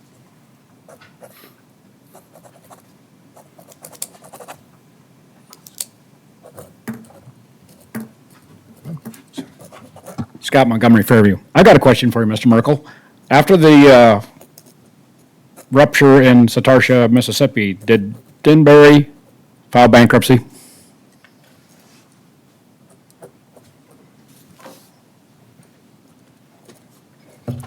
That is my understanding, but I don't have personal knowledge. I was told that by somebody else. Okay, thank you. All right, no other questions from the committee or from the public. I think we'll move on to item number 6, as far as committee action on the following definitions. Toby, could you give us some input here on a little bit as far as where these definitions maybe came from and so on and so forth? I guess, again, we're talking about carbon dioxide, we're talking about pipe or line pipe, pipeline or pipeline system, pipeline facility, production facility. Is there, I know, And maybe just bullet the importance of each Yes, one and the why, importance of each and why one, we get them because- correct, Toby? yeah, Well, I'll be quick. Yeah. So essentially, at the last meeting, the committee said, let's not recreate the wheel. So essentially, on the agenda, we placed the definitions from the CFR, the Code of Federal Regulations. And again, as I mentioned previously, is that the carbon dioxide definition in the CFR is the same definition that the state of South Dakota adopted in their codified laws. But I won't go through each definition, but essentially, these are definitions taken from the CFR. Again, the committee, as I went through the other 3 ordinances, again, those have different definitions, but my understanding is the committee said, don't recreate the wheel. Okay. Put these definitions in, so. okay, go Question ahead. for him.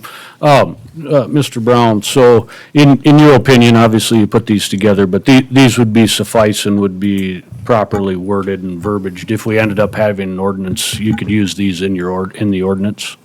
Yeah, I mean, I think these ordinances are, the reasoning, the why is because they're the legal definitions in federal law. Yeah. So, yep. Okay. So, yep. Very good.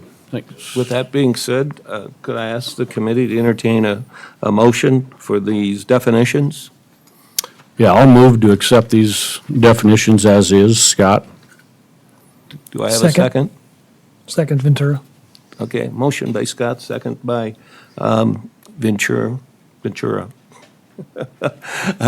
Is there any discussion from the committee?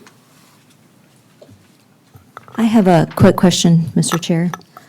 On the definition of carbon dioxide, a fluid consisting of more than 90% carbon dioxide molecules compressed to a supercritical state. So will there be instances where this will not be flowing in a supercritical state?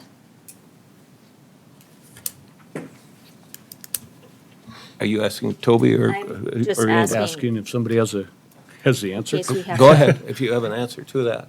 Yeah, Aaron Eldridge with Summit Carbon Solutions again.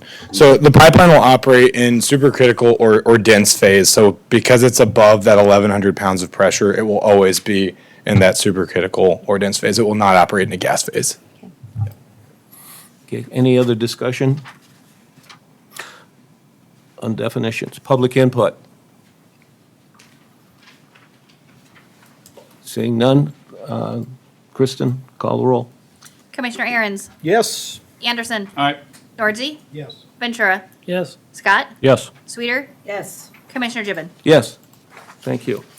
Before we move on to B, setback requirements, I need to stand, people, so let's resume at 8:10. That's in 9 minutes. Thank you.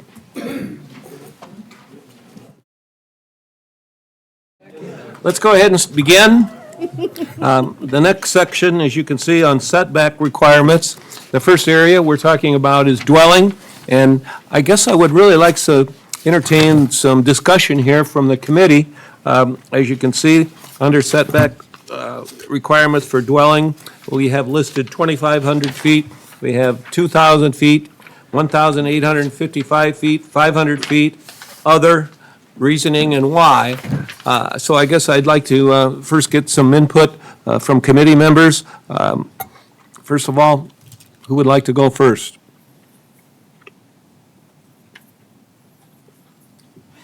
You want me to, Mr. Chairman? I would love you to go first, Mr. I know you would. Well, I'm open to persuasion, of course, but we had the top regulator in here the other day from from PHMSA, and we've had we not only had the top regulator, trying to think of what his name was, McGowan. Brigham McGowan was his name. He worked for PHMSA under both Democrats and Republicans, and his point of view was counties are preempted from being able to pass a regulation on setbacks that is inconsistent with the PHMSA-based regulation of 50 feet. And I did ask at the last meeting if anybody's willing to come in here and persuade me otherwise on that, and I don't think anybody's taken me up on it yet, although I am willing to listen to them. But in the absence of any other persuasive reasoning, Mr. Chairman, the county doesn't have the authority under the Constitution to be able to impose a setback greater than 50 feet. Because the supremacy clause of the Constitution says that if the federal government already regulates this issue, it's not ours to regulate. Now, what I do think, Mr. Chairman, is that the county commission could determine the distance of any new dwelling and how close it would get to an existing pipeline. And I think that's how I interpret that PHMSA letter.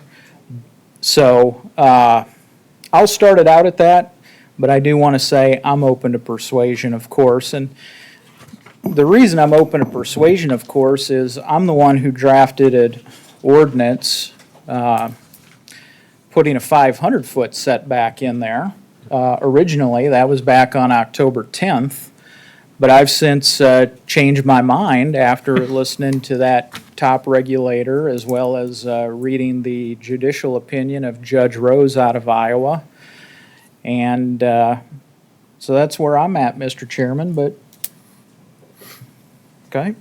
You're saying 50 feet because it's, what was the reasoning again, please? Because the federal government has already preempted the ability of the state and the county to impose anything greater than that. Now, I am open, Mr. Chairman, to creating an encroachment zone between any new structures and the pipeline if and when it's built. But we don't have the authority, and frankly, I think it's classic government overreach to suggest that this county has the power of a king to be able to do whatever it wants to. We got to follow the rules of the Constitution, too. Thank you, I appreciate your comments. And other members of this committee, now is your time. Mr. Yes, Chair? Mark. I'd like to hear from Drew on what his point of view is on this particular thing? Assistant State's Attorney Drew. I'll start off my comments first. Is the state's attorney's office is not a policymaker. That's Planning Commission, that's Board of Commissioners. This is an advisory committee. Now, what I will say is, with all due respect to Mr. Koopmans, there are some distinctions. Judge Rose's opinion is persuasive authority. The Eighth Circuit Court of Appeals opinion in Kinley discussed an Iowa code provision, I think it was 479, and the purpose and intent of the code provision was to protect the health and welfare of the state. So there's some distinguishing factors from that case law. Ultimately, I think from a legal opinion that should be reserved at the Planning Commission level, because I don't know what type of recommendations are going to be made at this level. And so I think those recommendations should be made at the Planning Commission and Board of Commissioners level. Thank you. Thank you. Any other comments from those on the committee? I guess I have one. Yes, Tony. I guess everything up here is an opinion. And so somebody, I'm sorry, I didn't. I said everything up here is an opinion, but we have one thing that I've been asked by planning and zoning on 2 occasions is bring us evidence, bring us factual things. And I believe that 1,855-foot setback is a standard that should be put in place. We have the paperwork, we have the knowledge.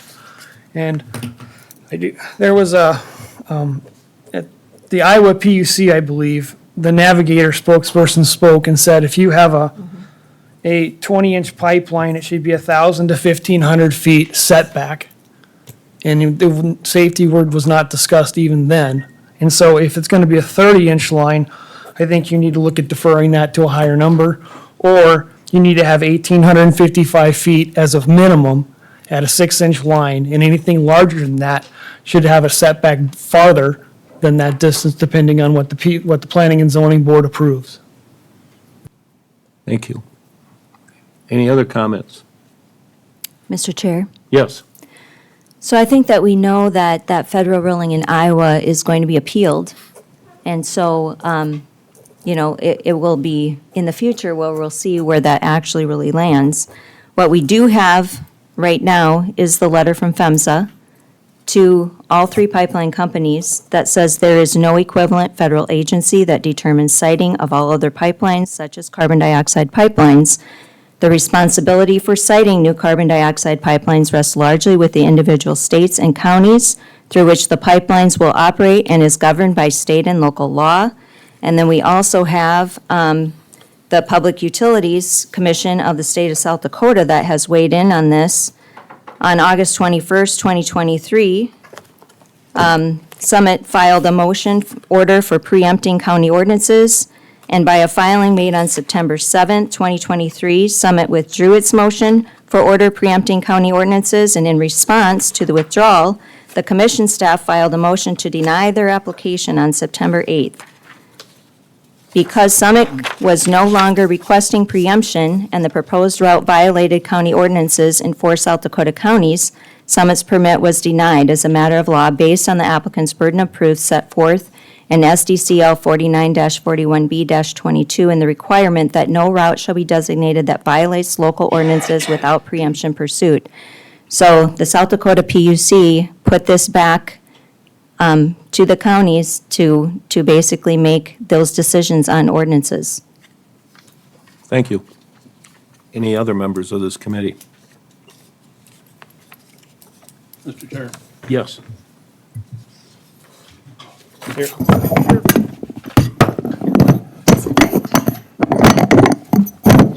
Thank you, Mr. Chair.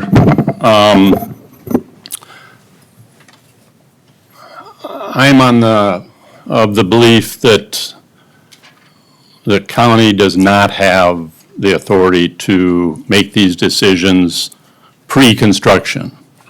My understanding and belief is that the county will have some authority. If the pipeline is installed, then they can control future development around the pipeline.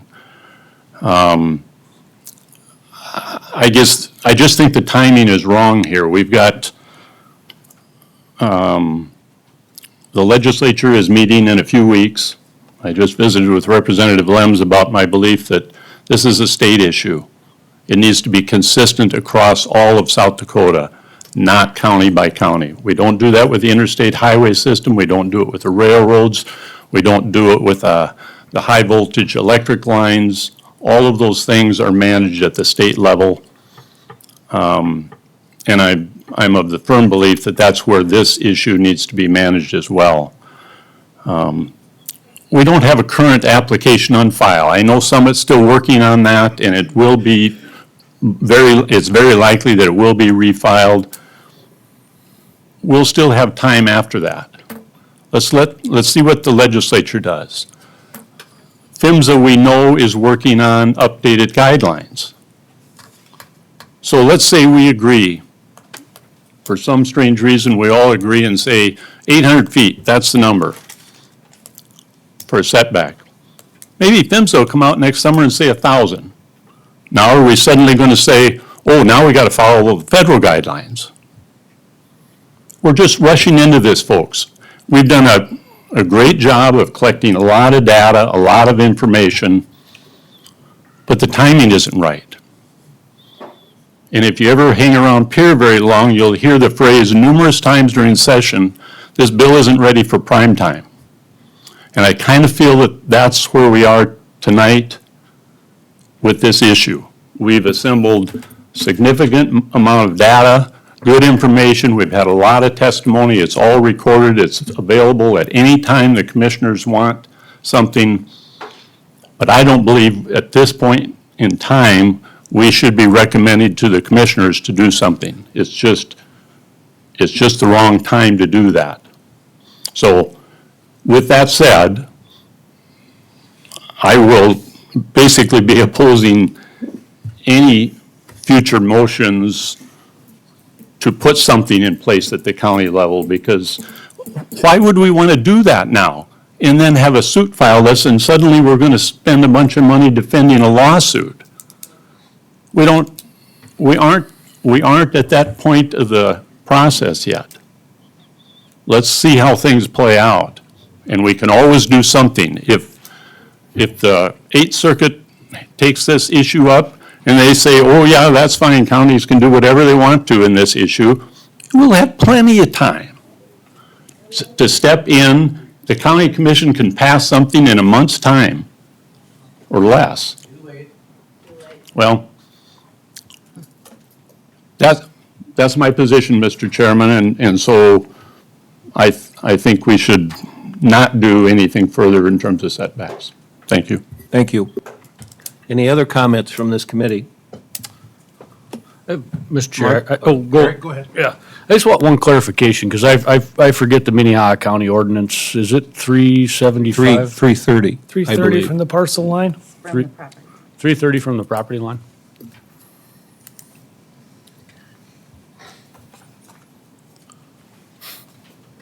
Anything else? That's it for me. Okay. Thank Mark? you, sorry. Dave, in respecting your opinion, we've got counties in South Dakota, we've got townships in South Dakota who have moved forward, and they haven't been standing still. They put a stake in the ground that the regulators can evaluate and decide if it preempts or not, but they haven't waited. And in my experience, when you make a decision based on time and allow time to make your decision, those are the worst decisions you can possibly make. So I'd rather stay engaged, I'd rather put something out there, and I'm willing to risk potentially getting sued, but so are other counties, so are other townships. We're not out here alone, we're not the Lone Ranger out here. We have people out there and other regulatory or other legislative bodies, governmental bodies who are on board with doing something. And Eric just highlighted Minnehaha County. So we have the ability to move, and I think we should. Thank you. Mr. Ahrens, you said something about 50 feet for new structures. Why aren't you concerned about structures that are there right now?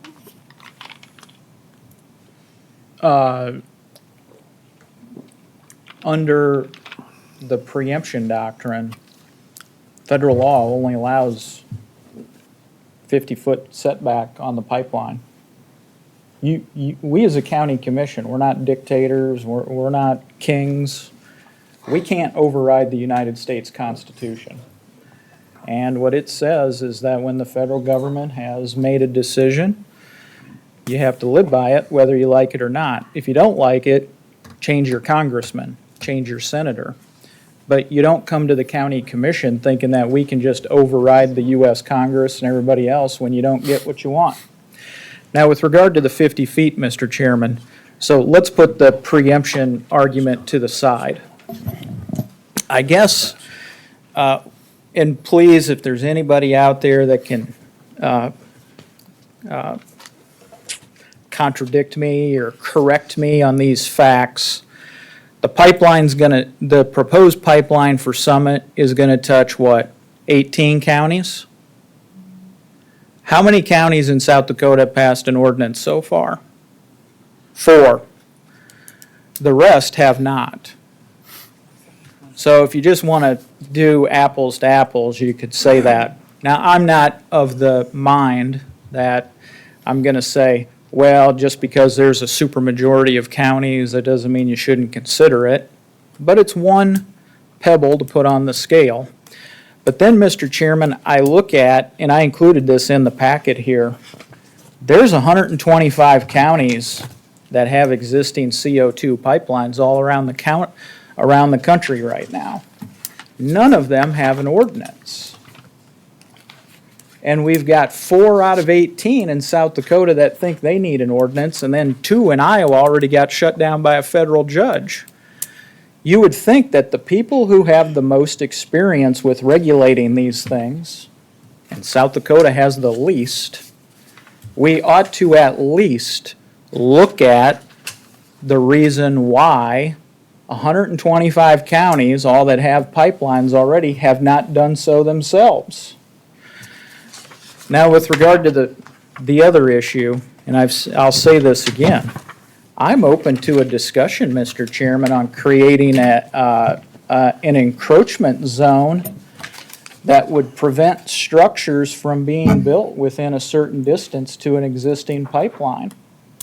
And I think the PHMSA letter backs me up on that. We'll have to agree to disagree on the fact that PHMSA says, and I don't believe it, PHMSA does not say that counties get to regulate setbacks from pipelines. We had the top regulator in here, and he said natural gas pipelines are more dangerous than CO2 pipelines. Well, the Pipeline Safety Act applies to both of them, CO2 as well as to the natural gas. There's only been one fatality with the CO2 pipeline, and that's horrible. But you look at rail cars. There's been, rail cars carry CO2 around this country. And in the last 3 decades, there's been 75 people killed in those fatalities. It's kind of rambling, doesn't have anything to do with the subject. And, excuse me, there's 81 incidents. Okay? So I don't see people going and running around wanting to regulate setbacks on rail lines here in this county either. Yeah. I'm sorry, were you done, Mr. Aaron? Well, no, I'm not done, Okay. but I want you to cut me off because I'll go on forever. Well, okay, I'll cut you off then for now then. Mr. Ventura, I'm going to share with you, or you shared with me that there are some townships that passed ordinances already, or are writing some ordinances already, correct? Correct. Okay. So I'm not on the Can you mic, yes. Can you share what feet? 1,855 feet from a house, church, school, business. One of them is including Century Farms. Once again, our family farms are shrinking at a historic record pace, even in Lincoln County. And so one of the recommendations is if they would go through with the pipeline, they'd have to obtain a waiver or not be allowed at all. So there's a process to protect those shrinking family farms and protect the agricultural district. There's also a utilities agreement, and they're working on those to increase those so they're fair to the townships, so when they come through and do damage, that they're covered more to a full amount.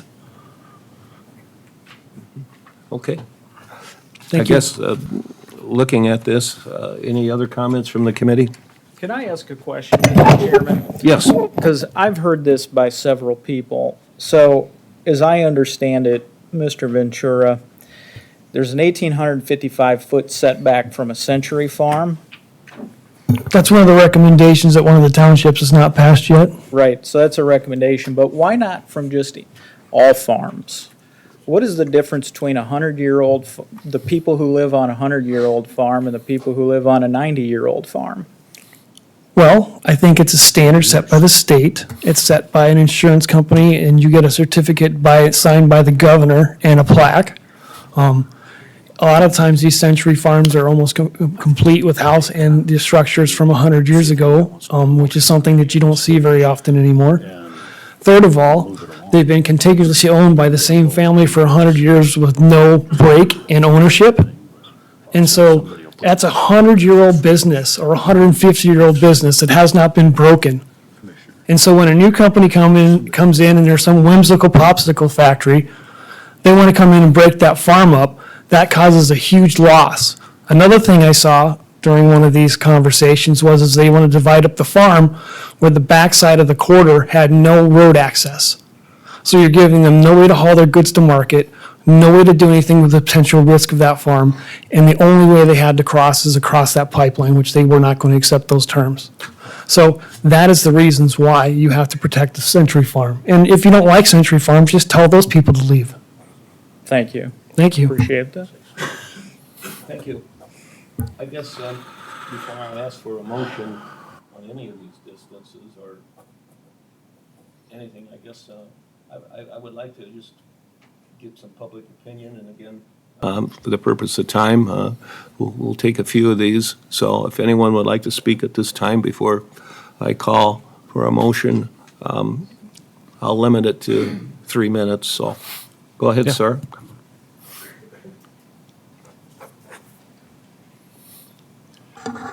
Dennis Jones, Lincoln County. I'd just like to make comments. And I'm going to start out by telling you I'm kind of a history buff.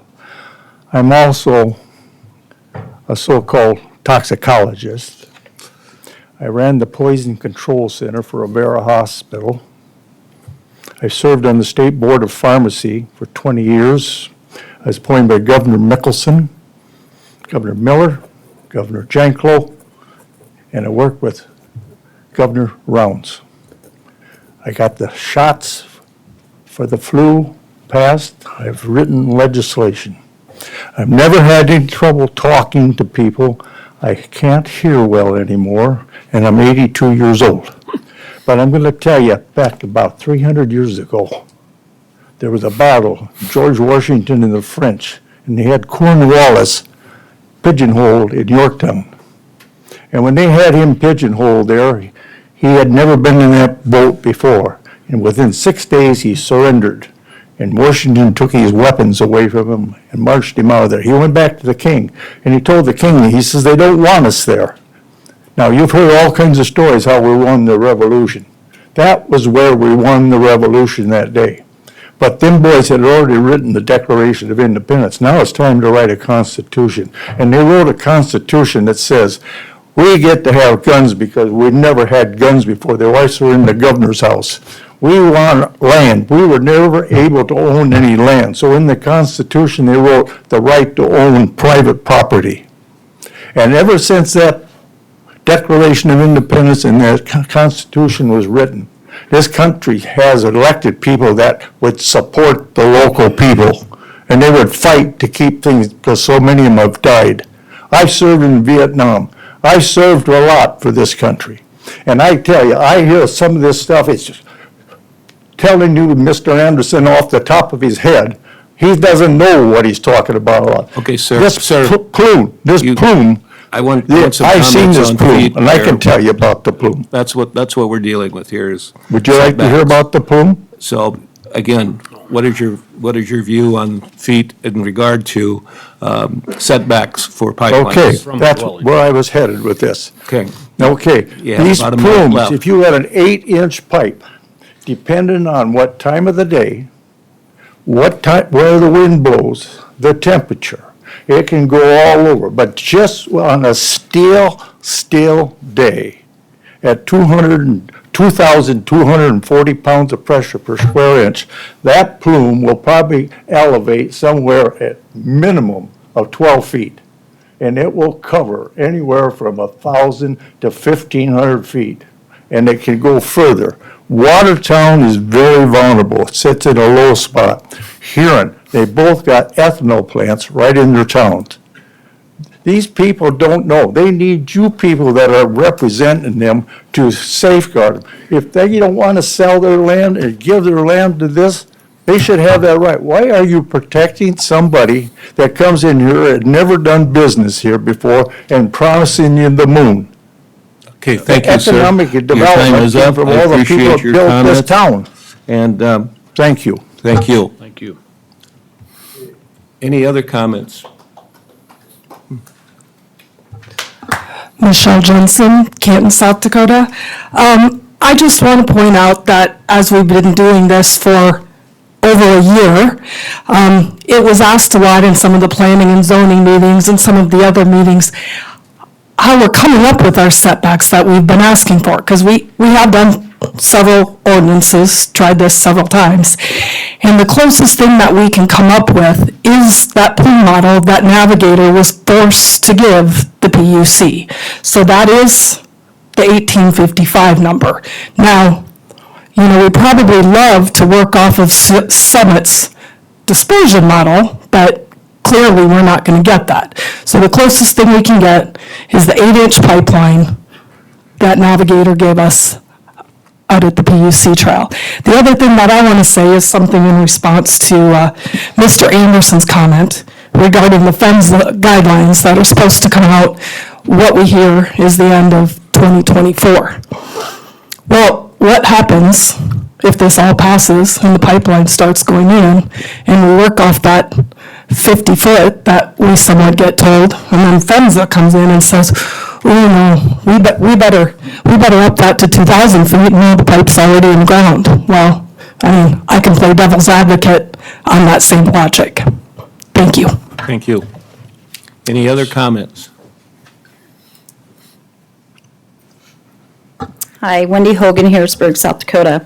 I've done a lot of research on this, hundreds of hours on this, as I used to sit on the Planning and Zoning Commission. During a Pocahontas County, Iowa safety presentation, a Navigator engineer and project manager, John Marney, he presented that the dead zone or setback buffer, as he put it, for a 6-inch pipe should be 400 to 500 feet, up to 20 inches should be 1,200 to 1,500 feet. Any larger than 20 inches should be more than 1,500 feet.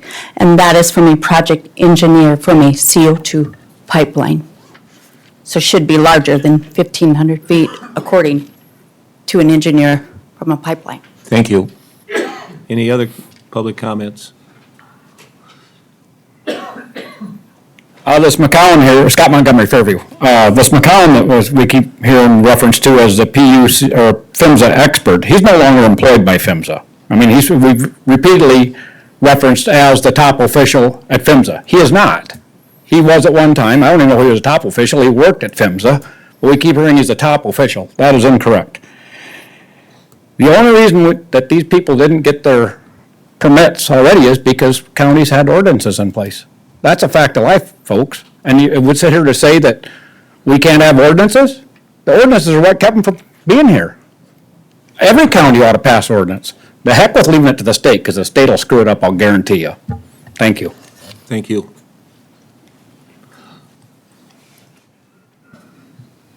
Hi, Sarah Stever from Lennox. I'm referencing 4 different plume models that are available online if you care to look for them. The first one is out of North Dakota. You know there's CO2 pipelines up in North Dakota. That first particular one was for a 12 to 14 inch pipe. which just had a 760-foot plume that they considered to be dangerous.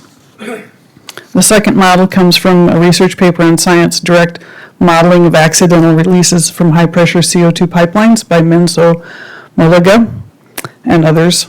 That example was a 27.5-inch pipe, and the distance there that they considered to be hazardous to humans was 23,622 feet, either direction from the pipe.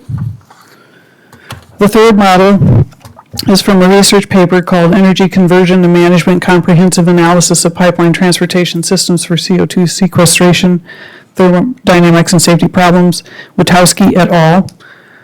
You can look that one up. That was for a 17.7-inch pipeline. The 20% concentration rate for that was a 602-foot zone. The 10% was a 200-meter or 1,312-foot zone. A 5% concentration was a 2,626-foot zone. 20% concentration is considered immediate death according to the fourth model, which was carbon dioxide transport via pipelines, a systematic review from Hong Feng. And all of this has been uploaded into the site for you guys to take a look at if you'd like to care, if you care to read it, which I would recommend. The 10% concentration is disturbance of consciousness and suffocation. 3 to 5% concentration of CO2 is obstructed breathing, high blood pressure, dizziness, headaches, etc. A 2% concentration is may affect your hearing and slight anesthesia. 1.5% is maximum allowable values for some occupation, and then 1% is drowsiness. So again, 20% concentration, immediate death. So from that third model, that's quite a distance, a 600-foot zone that's potential from a 17.7-inch pipeline would be immediate death. We're of course talking about a 24-inch pipeline, and it's not arithmetic. It's a factor larger than that in order to calculate that. And I'm sure someone has those numbers for us if they just share them. Thank you. Thank you. I'll take one more comment. I think this gentleman was first. Thank you for the opportunities. Glenn Pauls from Vermillion, South Dakota. And I'm here today I am concerned about the pipeline and the safety issue. I've got close to 30 years experience in emergency management as a first responder, a fire chief. I was also a police chief for 13 years. Probably the first COBRA certified responder in South Dakota through the Department of Homeland Security. And the reason setbacks are so important has to do with time and distance. Any emergency you respond to, time and distance are your friend. The longer you have to observe an incident, the further you are away from it, the safer you can be. And I think that 1,855 feet is a reasonable request for safety. The other reason for the setback is the dispersion of the CO2 into a safer concentration of the air. We've heard promises of equipment for firefighters and whatnot to respond to incidents, but realistically, a firefighter in good shape wearing an SCBA is going to be lucky to get 30 minutes of air out of his tank. That doesn't give you much time to respond. There is no emergency vehicle that I know of currently manufactured that any county in South Dakota could afford that could respond into a CO2 cloud to rescue people. Time and distance. And to the comment that somebody who says we should wait for the legislature to make a decision, I've been to Pierre many times testifying over the years, and I hear it all the time in Pierre. Well, the counties weren't concerned, the townships weren't concerned, why should we be concerned? They're going to turn it right back around on you. Constitutionally, you guys took an oath when you took office. Your first responsibility is to your people, the safety of your people. Reasonable safety requirements, regardless of who tells you otherwise, are your responsibility. It's not the federal government telling you. Every one of our areas is unique. That's why each county should be able to provide their own ordinance. Lincoln County being totally different than Edmonds County or some other place. Your circumstances here are totally unique. So it would implore you to consider these setbacks a reasonable setback to this line. We shouldn't even probably be here because eminent domain and the practices involved in that probably should have killed the project to begin with. But if we're going to consider safety, consider the time and distance factor. And if anybody has any questions, I'd love to go into it further. Go ahead. Well, let's say a pipeline gets built, hypothetically, and it goes through this middle of a farm, and there's a problem, and the closest response time is 20 minutes. Are you going to have any time to get those people out in a proper manner, or are you just going to bring in body bags? What is your analysis on that? Well, the time and distance factor is not only for the first responders, it's for somebody who, if you're in your farmhouse at night and you hear an explosion, that time and distance is time for you to identify the threat and, to make yourself safe. It's not just for first responders. Realistically, in this state, in our community, even in Lincoln County, you're going to get a 911 call. It's going to say, I heard an explosion, I heard something loud. You're going to have a deputy respond into an unknown incident. There is no more capsule like natural gas has in it or LP has in it. You're not going to smell the threat. If it's at night, you may see a little bit of fog. During the day, you may see a little bit of fog, depending on the temperature, because this stuff moves different. For every temperature range, every humidity range, this stuff has different properties. So you're going into an unknown. So that deputy's going to respond to a noise. Sir, Or your something time else. is up, so He's going to be a we're taking victim. public comment here, not questions, so. Okay. I was just trying to answer his question. Yes, that's, So please consider those setbacks for the safety of your residents, time and distance. okay, Thank thank you. you. Thank you. All right, I think there was, did you have a comment? To address the setback distance. Pardon? I'd like to add to the conversation about the setback distance. Okay, I'll let you, Yeah, but, and this will be quick. okay. So I've seen the Navigator model. I've seen the narrative that goes along with it. I listed out the tools that we selected to simulate this release and to predict CO2 concentration levels. And I told you which one we didn't choose, but we did evaluate the tools that Navigator did choose for their modeling, and we passed. And the reasons why we passed were some of the tools that they used were not capable of handling a dynamic release like you get from a pipeline. So that release is not, in the first 30 seconds, is not going to look the same as it's going to look in the next 5, 10 minutes, okay? 20 minutes, 1 hour. It's going to change. It's a dynamic event. One of the tools they use, just, there's no fill in the blank for CO2. Absolutely does not work with CO2. Does not, okay? And then one of the other ones was, it's not designed to work, and I hit on this with the jet model release and the turbulence and mixing. And so the reason why I'm saying this is because I just want to say that 1855 number or whatever it was, just realize what you're looking at and dealing with when you consider that number. So consider the source is what I'm saying, basically, in terms of setback. Thank you. I'm going to close public comment, and I guess at this stage, I'm looking for a motion. Mr. Chair, I've got a Yes. question maybe for Mr. DeGroot, if that would be possible before we ask for a motion. Yeah, I guess we took one question there. I'll Yeah. take one question here. I think it's important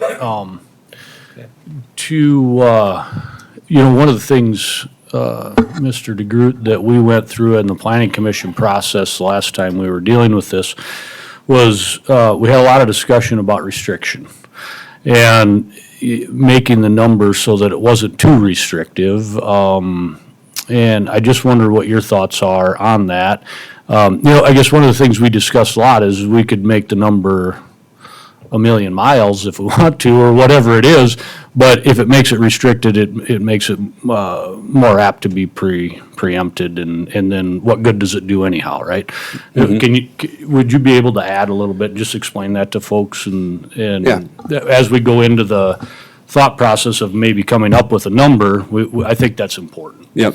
And I guess to answer your question, I'll just speak to planning 101. The more restrictive a setback, the more strict the scrutiny is going to be.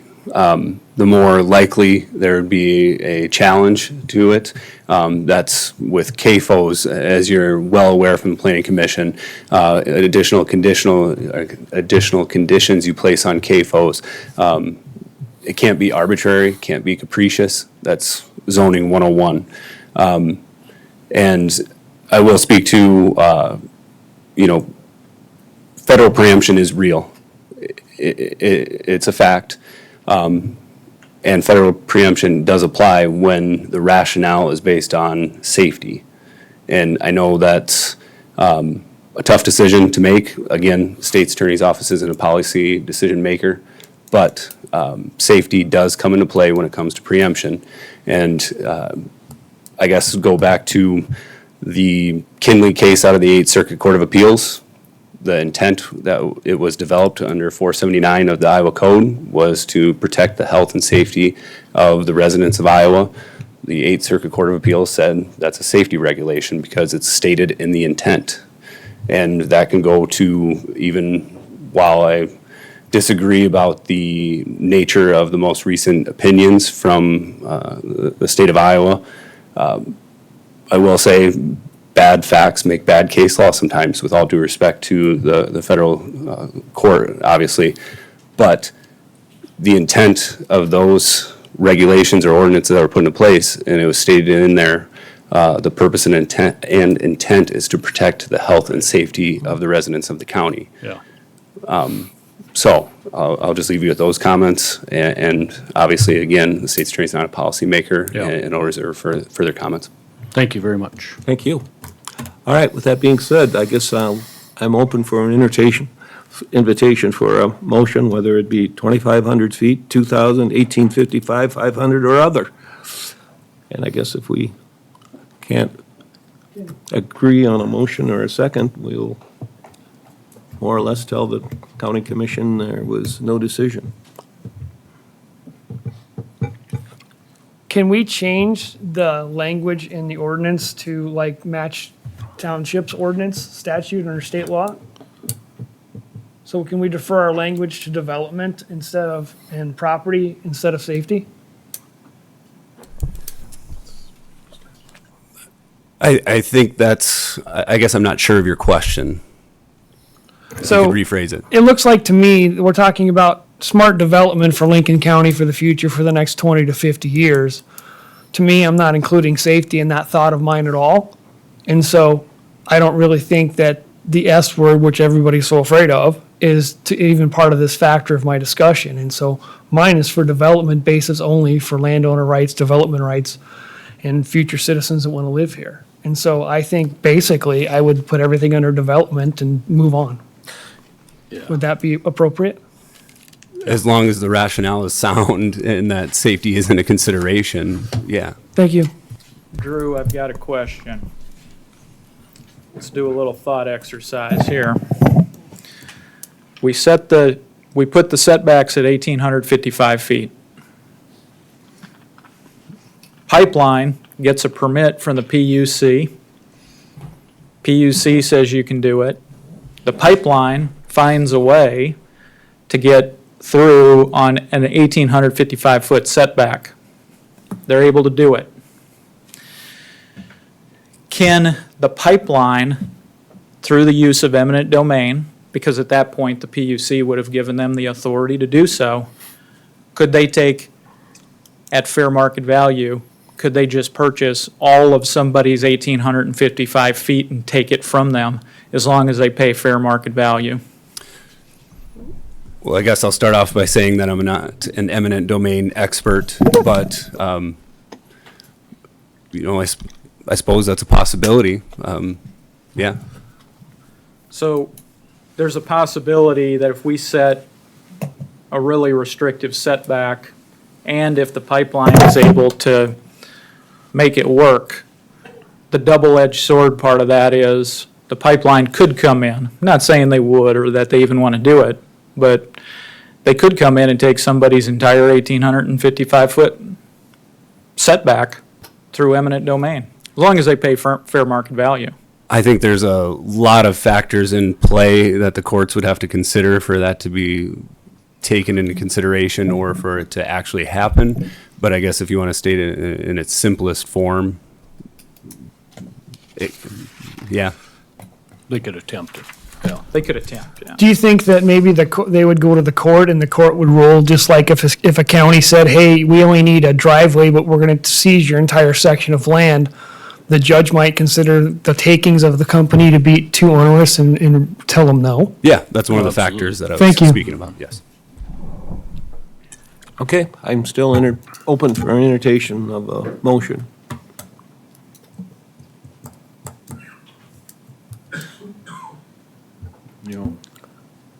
I guess I'll make a motion.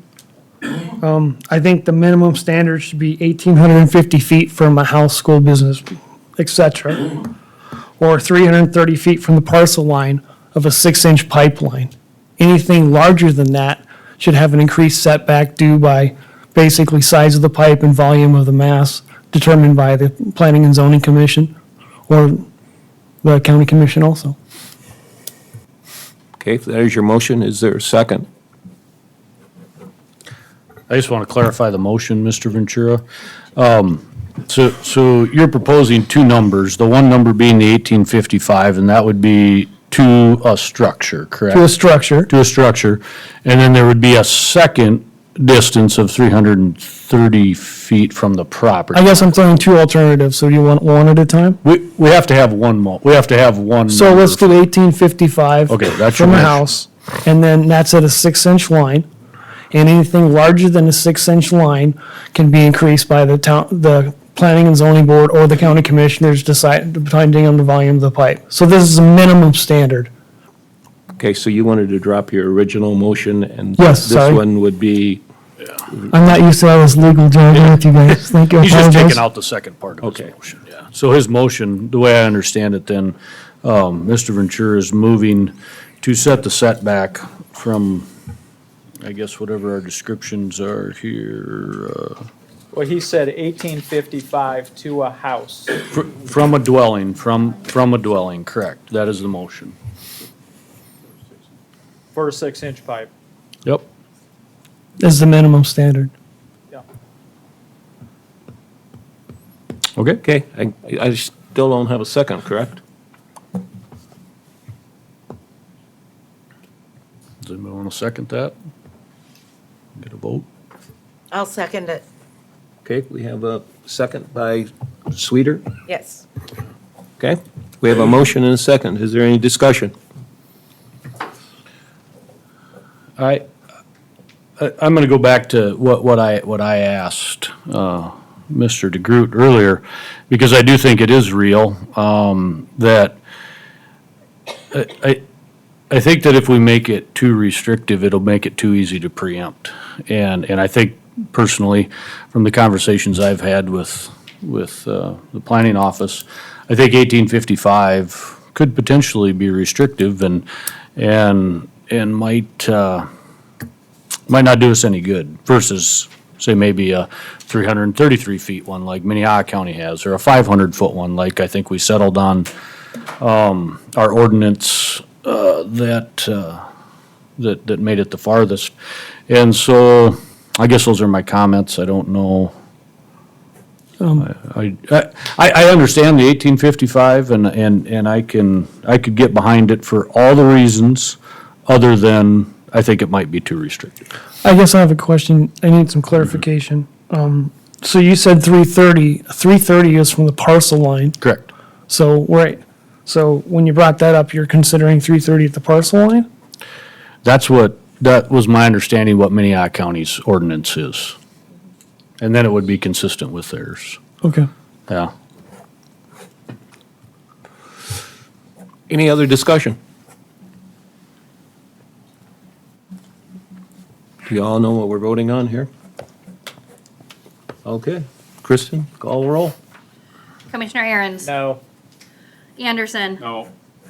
Nordzy. No. Ventura. Yes. Scott. No. Sweeter. Yes. Commissioner Gibbon. No. Motion failed. Okay.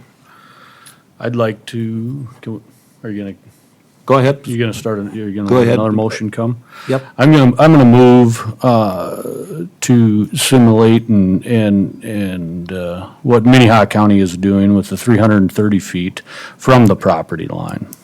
That's my motion. Okay, we have a motion. Do we have a second? I second. Who was the second? Ventura, okay. Is there any discussion? Mr. Chair, I have a question. Yes. Mr. Scott, other than basing it upon Minnehaha County, what do you base that distance off of? Is it based off of a plume model? Is it based off of engineer? Is it based off of, is it rooted in any type of expertise other than just what Minnehaha County passed or not?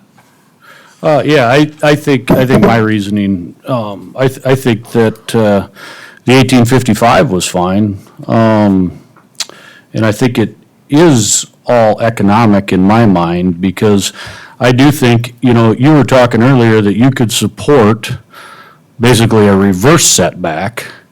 And in my mind, that would have an unbelievable economic disadvantage to a landowner if all of a sudden I'm told that I can't build something close to this pipeline. I think that has a huge economic impact. And so what I'm trying to do is keep people or keep business and economic opportunity at a distance that maybe both can coincide in the same place and still make it so that it's not, there's a path, right? And so, yeah, I guess that's what my opinion's based on, Mr. Aaron's. And just for the record, I would completely be against your reverse setback idea. Thank you. Any other As a discussion? Yeah, Mr. Chair, I do have a question. So you wouldn't want, I want to make sure I understand this. You're against the reverse setback, which means you would allow people to go as close as they want to? No? Okay. So you No. are for a setback?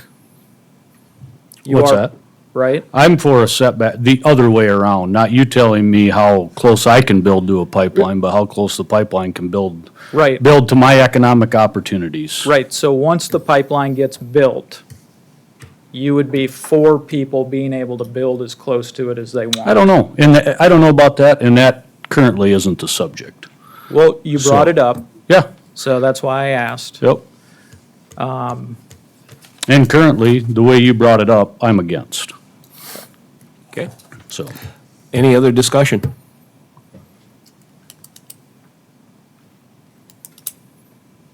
Okay. Kristen, seeing none, call the roll. Commissioner Aaron's, No. Anderson, No. Nordzy, Yes. Ventura, Yes. Scott, Yes. Sweeter, Yes. Commissioner Gibbon. Yes. Motion carried. Okay. Thank you. Yeah. On to municipality. Again, I don't know if we have, do we have any mayors here tonight? I didn't see any. But anyway, when it comes to municipalities, again, options, 1 mile, 5,280 feet, 3,960 feet, 2,640 feet, other. What are our reasonings and why? So, Commissioner Gibbon, yes, may I start? yes, you may. Thank you. Reading the 4 letters from the mayors, they're asking for a 2-mile setback. I think if you look at the development of the towns and how fast Lincoln County is growing, that's a reasonable manner. I don't think that's something that we should discourage or not include. I mean, those are hundreds of people that were being involved in this conversation, and I think that is a good standing with the mayors. And so I think we should look at a 2-mile setback from cities. That's a populated area, and that's a center for concern I've even heard from other people on the board. Thank you. Okay. And Mr. you Chair, said you had received letters from mayors, or how? They're on a porthole, if you've read them. Okay, thank you. Mr. Chair, I have a question. Yes. Mr. Ventura, I understand your proposal is 2 miles. Can you tell me this? Is there even anywhere in this nation where there is currently a sited CO2 pipeline? Is there a 1 mile setback anywhere in law right now? I don't think we're discussing law now. I think we're discussing zoning. And so once again, I think you need to look at county as a premium county. If you want to live in some county somewhere that's not a great county, feel free to move there. But this is Lincoln County with high standards and good people. Thank you. Well, yeah, I appreciate the invective, but I'm just looking for facts here. I can answer that question if Yeah, you'd like. Okay, sir. Thank you. In Iowa, every community has a 2-mile radius around that community that they can preempt any building within that 2 miles outside of their city limits. Okay, sir, state your name and address. Doyle Turner, Mobile, Iowa. Do they have CO2 pipelines currently constructed in Iowa? The pipelines are not there, but the way our laws are written, it would be any building of anything. Okay, thank you. Okay, thank you. Any other discussion from this committee on municipalities? Mr. Chair? Yes, go ahead. Just for clarity, we're measuring this from the city limits or from their joint jurisdictional areas? Where are we measuring this from? I think it would be from current boundary lines. City limits? Right, because they have the right to ask for joint jurisdiction. Most of the cities haven't asked to work with the county, but that would give them a 6-mile joint jurisdiction if they choose, which they can incorporate into an ordinance for themselves, and then 6 miles away from the city, they would have the say also. So for the city of Sioux Falls, where we have a joint planning district, is it 6 miles from the city limits of Sioux Falls? I believe they're talking, now I'm not the planning and zoning director here, so let me be clear, but I think they can reach up to 6 miles. I think originally they're only going 3 miles out with Lincoln County, and I believe those are probably going to change. So it'd be the city limits of Sioux Falls plus the 3-mile thing, and then we'd add the 2 miles to that? No, it would be 2 miles, so the cities have a boundaries drawn right now currently. And so it would be from the 2 mile of the outer boundary of the city currently 2 miles out. Thank you. Any other discussion from the committee? Yeah, Mr. Chair. Yes. So in this packet, I handed out to everybody. First page is a map of the CO2 pipelines that go through Houston, Texas, and its suburbs. You could see the city of Houston is the 5th most populated city in the nation. Several million people live there. When you turn in your packet, Mr. Chairman, there's a CO2 pipeline that runs straight through the city.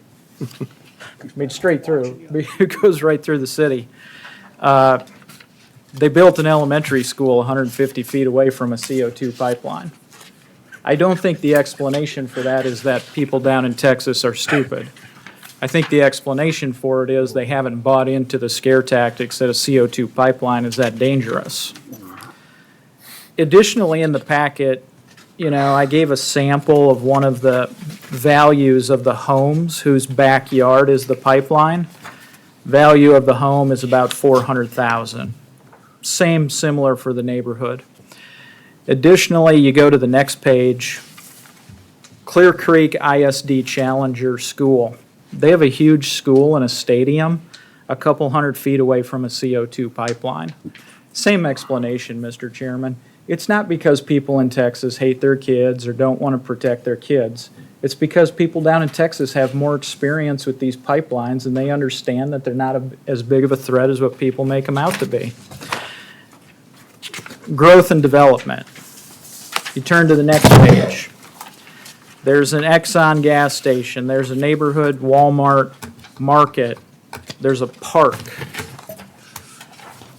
There's literally a park where children play on top of the CO2 pipeline in Houston, Texas. These people have a lot of experience with pipelines. We have zero experience, yet we're supposed to sit here and base our ordinance off of, well, because Minnehaha County did it. They don't have any experience with pipelines either. People in Texas do.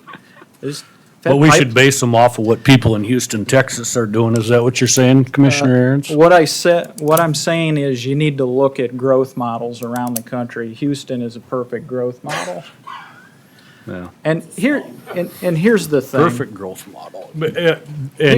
Based on your, excuse me. based on you? Mr. Aaron's has Excuse me. has the chair. Here's the Yeah, floor. thank you, Commissioner Gibbon. I think when you look at it rationally, people make these decisions. You know, somebody moved into that house after the pipeline was built there. They had the opportunity to say, do I want to live next to a pipeline or not? Those people down in Texas are Americans just like us. CO2 has the same impact on a Texan as it does a South Dakotan. That's not true. All I'm saying, yeah, I know, the chemical properties of CO2 change when you cross state lines. I know that. That's what you want to say. Here's the thing. Look at how people operate down there who have the experience, Mr. Chair. That's all I'm saying. They know something that we don't. Thank you. Thank you. Any other comments from this committee? Mr. Chair, Yes. I just wondered, is the CO2 pipeline going through Houston, Texas, 24 inches of supercritical CO2 at 2,200 PSI and 2,000 miles long? Okay. Thank you. Any other comments from this committee? Mr. Chair, Yes. I guess I'd just like to point out that Tarsha, Mississippi didn't have any problem with pipelines either until it blew up in their backyard. So, you know, are we going to wait for that to happen? Okay, am I correct? We have a motion and a second on the floor. We do not. Oh, we do not, excuse me.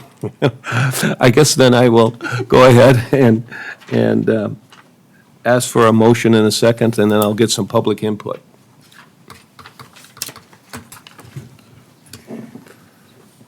Did you make a motion?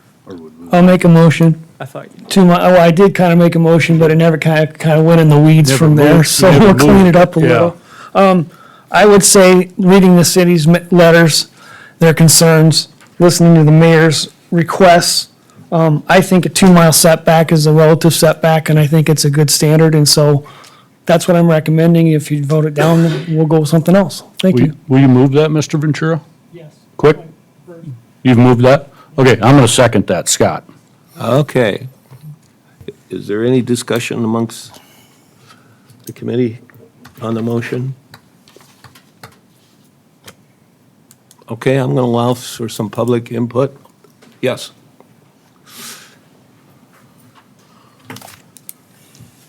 Eric Coleman, 412 East First Canton.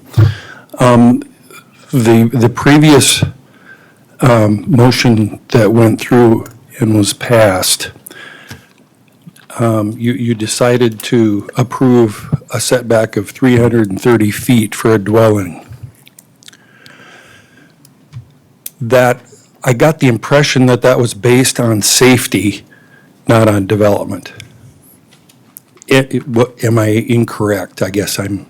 You're incorrect. That's I the am- impression yeah. I got. Did I say it? Did I ever say that, though? Through the Right. motion? No, Okay. but that's, I guess that's the assumption, that we're going, that's a safety issue. No.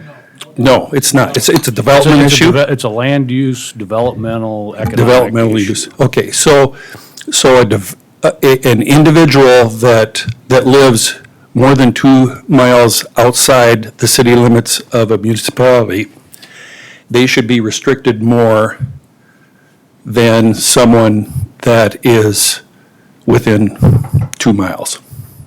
That's, I guess it's more of a comment as opposed to a question, but it sounds to me like you're putting the value of the rights of people that live within 2 miles of a city at a greater advantage than those that live out in the country. Thank you. Any other public comment? Can I comment to that quick? Well, I'll probably let you not. at the end. Let's stay with public comment, please. Any other public comment? Hi, Sarah Stever Lennox.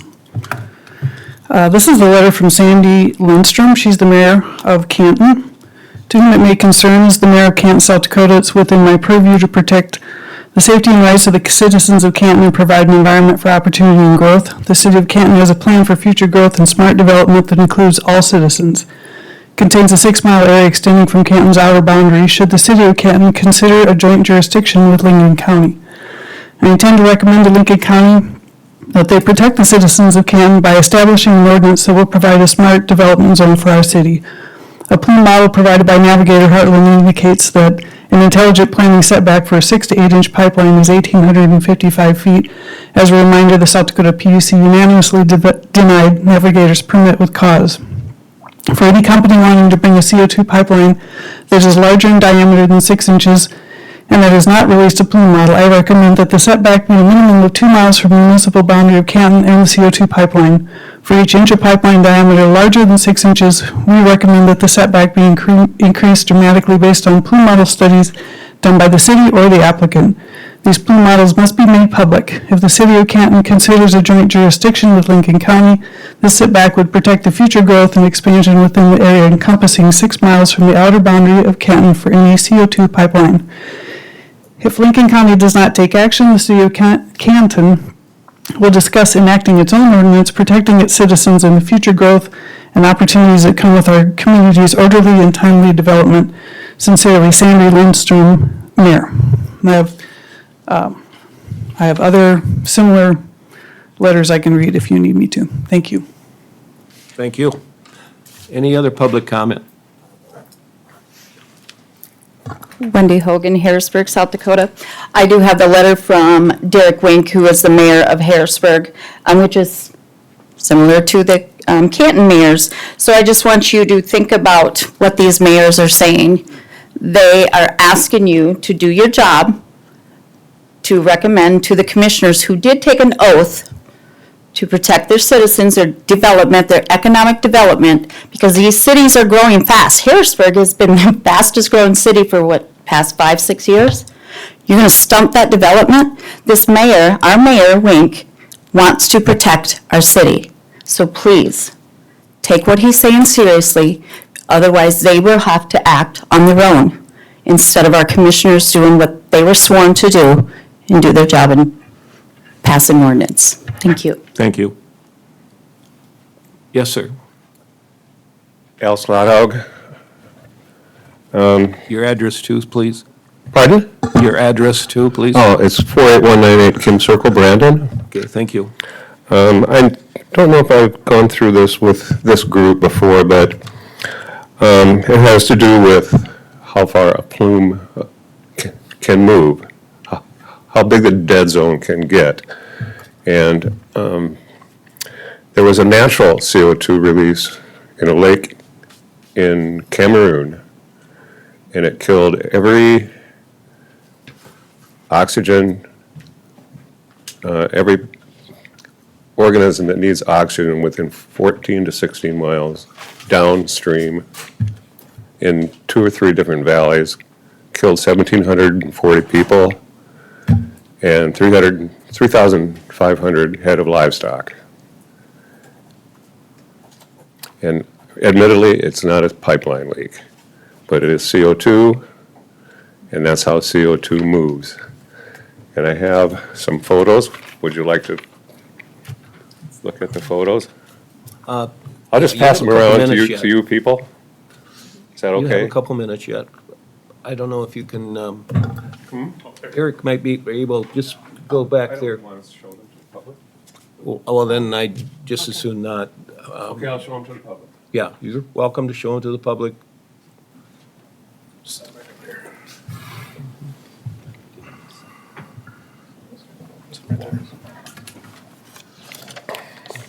This is cattle. Okay. A fraction of what was killed. And I hesitated to show this, but I might as well, I guess. People didn't know what hit them. So I don't know anything about, I'm not your people. Setbacks, we need setbacks. And I think most of the people here just don't want a CO2 pipeline at all. Okay. The UN just passed and had an agreement, 200 countries are going to try to eliminate fossil fuels by 2030. And if that happens, there's going to be a lot of empty pipelines. And I don't know if we want to be on the losing end of that. All right, thank you. Any other public comment? Yes.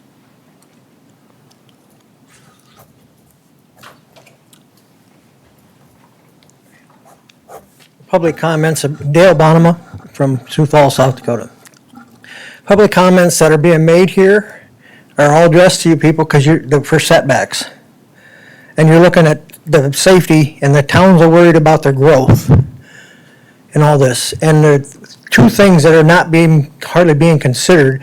And one is that this is a supercritical, which means that this 20-inch pipe or 24-inch pipe or 30-inch pipe, whatever it's going to be, is going to hold 5 to 6 times the regular amount that a regular pipe like that would hold.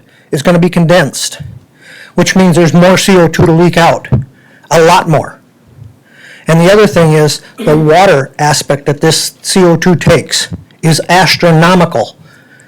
There's a reason that the CO2 pipelines were told they couldn't go into Illinois because they were worried about their aquifers under the ground and they were going to contaminate them and they would not allow it. Thank you. Thank you. I'm going to go ahead and close public comment this time. You wanted to make a statement, Mr. Scott? Yeah, I guess to answer Mr. Holman's question, or his statement, I think that, good question, but I don't think that by doing this that we're saying we would be protecting people in a municipality more than we would in a rural area. I think what it is it's protecting the future economic development of a municipality by keeping it at whatever the distance is we're more so protecting the future development of those areas. And I think that Mayor Lundstrom had that in her letter. Mr. Wink, and I would assume other mayors and city council people would feel the same way. So that's all I had. Thank you. That being said, I guess we'll go ahead and call the question. Kristen, does everyone know what the motion is now? We've had a lot of discussion. Yeah. You want to just repeat it quick? 2 miles setback, correct? Mr. Ventura, that was your motion? Yes. Okay. All right. Go ahead. Commissioner Aaron's. No. Anderson. No. Nordzy. Yes. Ventura. Yes. Scott. Yes. Sweeter. Yes. Commissioner Gibbon. I will say no, but the motion carries.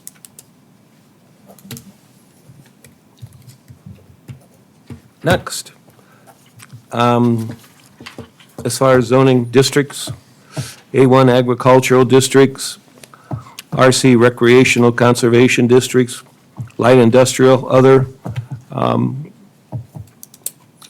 Toby, can you give us some light on this, on item C?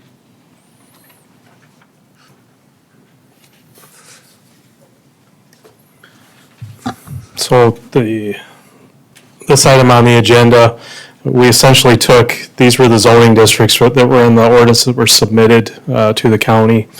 Those were the districts. Of course, there's additional districts, the RR, the I2, but these would be the 3 districts that were promoted in those. So with this item, what you're choosing is for a carbon dioxide pipeline, what zoning district is it going to be an applicable use in? And then the last item will be is what applicable use will that be? But essentially your A1 agricultural zoning district, that's your predominant zoning district in Lincoln County right now. You know, the majority of our acres is zoned A1 agricultural outside of the municipalities. So that answers any questions. I'll certainly answer any questions you Go have. ahead, so. Mr. Scott. Couple questions, Mr. Brown. Is this use currently permitted in any of the zoning districts within the county? No, as I've stated previously, this use, carbon dioxide pipeline, is not a specific use in the current zoning ordinance. Is there any of the zoning, districts that you feel it would fit in currently? Yeah, I think that the I-2 district has what I'll call a catch-all, which allows any similar type of uses. So conceivably, and again, there's been no pending application, so I'm not giving a staff analysis here. I would just give, shooting from the hip is that it more than likely we would stipulate that probably a rezone to I-2 zoning district under the current regulations. So do you, in your opinion then, do you feel maybe like, in my notes here, one of the questions I had was, could we have an option, could this be so it's obviously a land use issue. Could this be permitted or an allowable use in, say, light industrial and not the other zoning areas, and then just require a rezone for any future use? Yeah, I mean, I'll piggyback off of Drew is, our department's not policymakers. That's the Board of Commissioners. So really, that's what the role of this committee is. I think you'd be cognizant of what zoning districts that you do want it in, and if it's not allowed in that zoning district, then it's not allowed. Or it would have to rezone to another one if existing properties within that zoning district. What I would add to what Drew said, though, is, from a planning and zoning standpoint, we use the term exclusionary zoning. It's illegal to completely exclude some type of a use from the county. Right. So again, I would look at your predominant zoning district as the A1 primarily. That should be a zoning district where most of our uses are allowed. But if we made it so that this use was only allowed, say, in light industrial, and then just required a rezone, we could do that, or you could administer that, your office could? Yeah, and the staff's analysis would be if it's consistent with the comprehensive plan. Correct. Which And what is shows, the, as you're that's my aware next from- note, what's the comprehensive plan say about these types of uses? So the comprehensive plan states that we encourage current future land uses to not change, to be still under the A1 agricultural zoning district, so preservation of ag is essentially something you've heard us talk about. The commission is very well, that this is their word is spot zoning. So if there was an area where you would do this in the A1 agricultural area, it would be a spot zone, potentially not consistent with the comprehensive plan. Yeah. So again, your A1 is your predominant zoning district, so. Toby, you talked about exclusionary zoning just now. So 330-foot setback from property line to property line, that's approximately 1,500 feet, right? Potentially, yeah. Okay. So is there any way the pipeline can go through Lincoln County? I'm not talking about waivers and things like that. I'm just talking about on a straight 1,500-foot setback, 330, property line to property line. Is a pipeline able to go through on that or not? Yeah, I wouldn't speculate because we haven't looked at that, so. And would you be able to provide those heat maps to the rest of the committee? Again, we provided the 700-foot setback to the Board of Commissioners.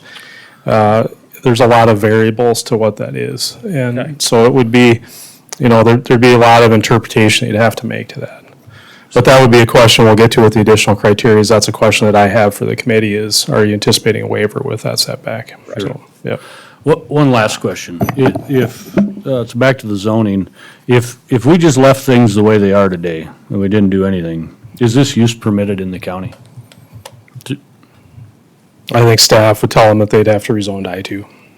Yeah.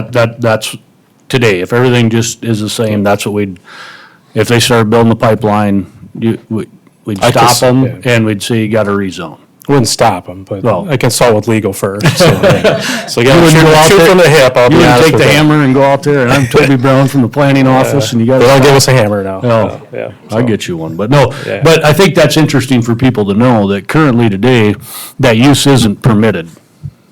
It's not identified as an applicable use. I shouldn't say and- it's not permitted, Yeah. but it's not one that's identified, and And so, yeah, so you answered it. I mean, basically today we were in a rezone situation, More than likely. more than likely. Yep. Okay, thanks. Yep. Okay, Chair. thank you. Yes. Question. And I'm not an expert in zoning by any means, but if a pipeline is going through a farm place that's currently ag district, and you're saying it would have to be rezoned to something else, what does that do to the taxation of that land for the still owner? It's rezoned for an easement to go through and put a pipeline, but is that strip of land now going to be on a different tax schedule and tax base? Yeah, and we're different departments, so I don't deal with taxation. But my understanding is that no, zoning and taxation are not applicable together with that. They're assessing productivity of the soil and structures that are on the property. So, yeah. Okay, thank you. Okay, thank you. Committee, any discussion? I'll just Go ahead. Yeah, so just to finish on my comments, I guess, you know, I think one of the decisions we have to make here is in our recommendation. Currently, it's not an allowable use. Well, the only zoning district it's allowed, Toby just explained, is in the I-1 light industrial.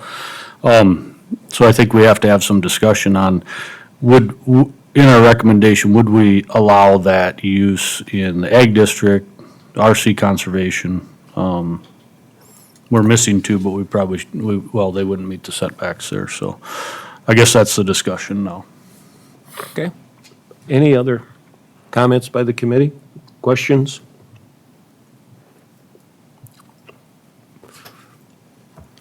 Someone willing to make a motion?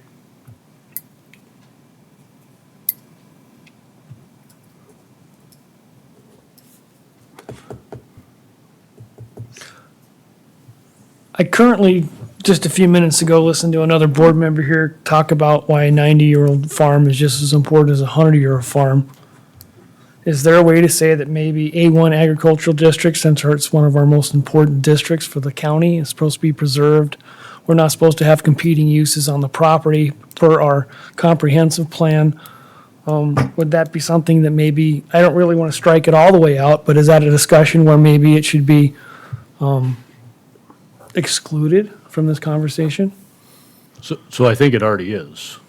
Right, but should we make it a, I mean, I think unless we make a recommendation to make it allowable, it currently isn't.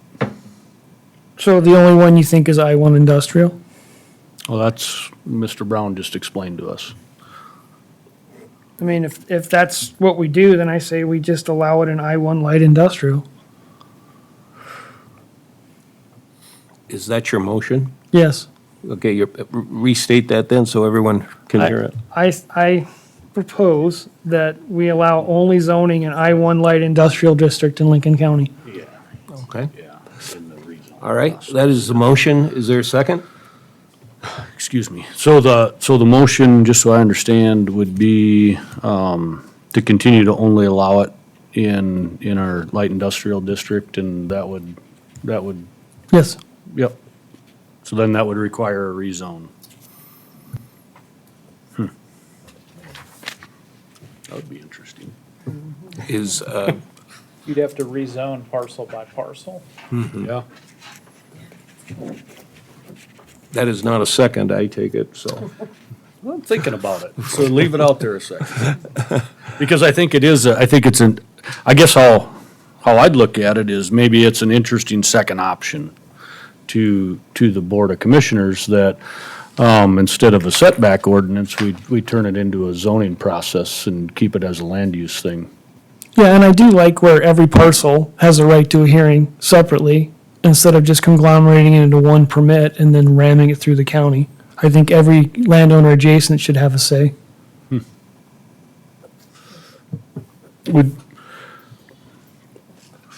Any other comments from this committee on this motion? We don't have a second yet. And maybe we won't get one. Yeah,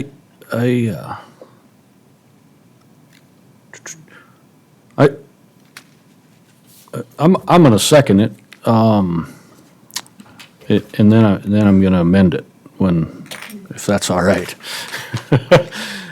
Because what I want it to say, what I want the motion to say is that this is going to be a second recommendation to the Board of Commissioners as a second option other than a setback ordinance, because through the zoning process, we can handle a lot of that, right? And that would be interesting. So I'm going to amend the motion to say that that this would be another option, another recommendation to the Board of Commissioners. I guess, would you like to drop your original motion then, Mr. Ventura? It would stay, it's just going We with can it. just change it, modify it. Yeah. But I'm fine either way. Okay. Okay. So, Mr. Chair, can I ask for a question? yes, you may. Just for clarity, what you're proposing is that we've talked about setbacks already. Now we're talking about zoning, and as we do our final recommendation to the commission, we're going to say, we have two things for you to consider. And either one works. Potentially, yes. Because we're in a recommendation mode, that's our role. So this just gives them another tool in the toolbox, so to speak, to figure out what the best pathway is. Correct. Okay, thank you. Okay. All right. Is everyone clear on the motion and the second? Okay, is there any public comment?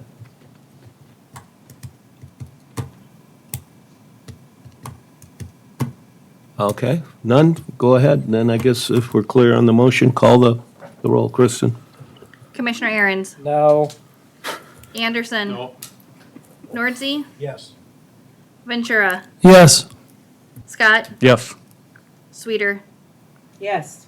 Commissioner Gibbon. Yes. Motion carried. Next, as far as zoning use, permissive use, permitted special use, conditional use, reasoning, or why?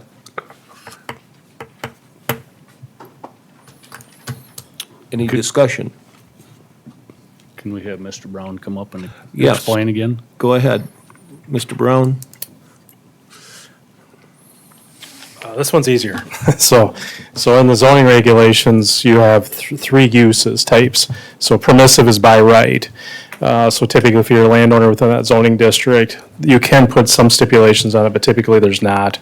And then it's a building permit would be issued for the use. Permitted specials are as long as you meet the standards within those regulations. And then if you meet those standards, you can receive a building permit. If you don't, you can flip it to a conditional use permit that would go through a public hearing. And that was what majority of the ordinances that were submitted to the county. The permitted special use, however, if they don't meet the standards, it flips to a non-standard conditional use. Meaning, so if you had a setback of 330 feet, if it was a permitted special, flips to a conditional use permit, there is no standard setback, so the 330 would go away. Conditional use standard would be typically 99% of the conditional uses in the current zoning regulations are non-standard conditional uses. So there's no stipulation to it other than there's a public hearing. And then at the public hearing, the planning commission can put reasonable type conditions onto those standards. So at that stage, like last night, if anyone tuned in, we did have 2 kennels, with the first time in years that the county's had 2 kennels in one time, but the board at that time, there is no set standard for kennels, but the board last night established a maximum number of animals within the kennel, and they also established on one of them hours outside of what I'll call the kennel within the open area. So it allows some flexibility for the planning commission to take public comment, for the for the citizens to input, and then at that time, the board of commission or the planning commission would approve conditional use with set standards or recommended conditions. And and a conditional use would also be able to be appealed, correct? Correct. In Lincoln County, it's appealable to the Board of Commissioners and ultimately appealable to Circuit Court. So, Oh, sure. Thank you. Yep, thank you. All right. Any comments by this committee? Mr. Chair? Yes. This is for Toby, so sorry to make you come back. Which one of these is the most efficient for your office to process and which offers the most certainty for applicants that this process is fair and, works, that it has options in it for them to be considered, or, I can't say it better than that, but Yeah, I would answer that way. I don't think it's about efficiency. It's about what's the public, better for the public. Permissive use, the public's not notified. So, so landowner comes in, we issue a building permit, the adjacent landowners aren't notified. Permit special the same way, but if they meet the standards, so you're establishing standard conditions for the applicant. As long as they meet the conditions, the neighbors aren't notified. Conditional use by ordinance, we're required to notify within 500 feet of the property. Never enough, but it is what the ordinance states. But I would say the conditional use gives you more public involvement in the process. Okay. Comments by this committee?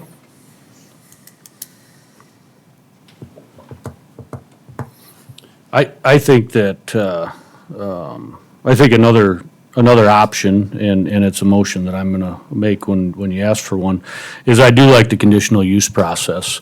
And I think it's one of the more democratic things we do in the county. I like it for its flexibility, its nimbleness, makes people be an applicant, gives time for public hearing and so forth. And so that's what I would support, I guess, as another option. Okay, thank you. Any other committee members like to comment? Toby, in the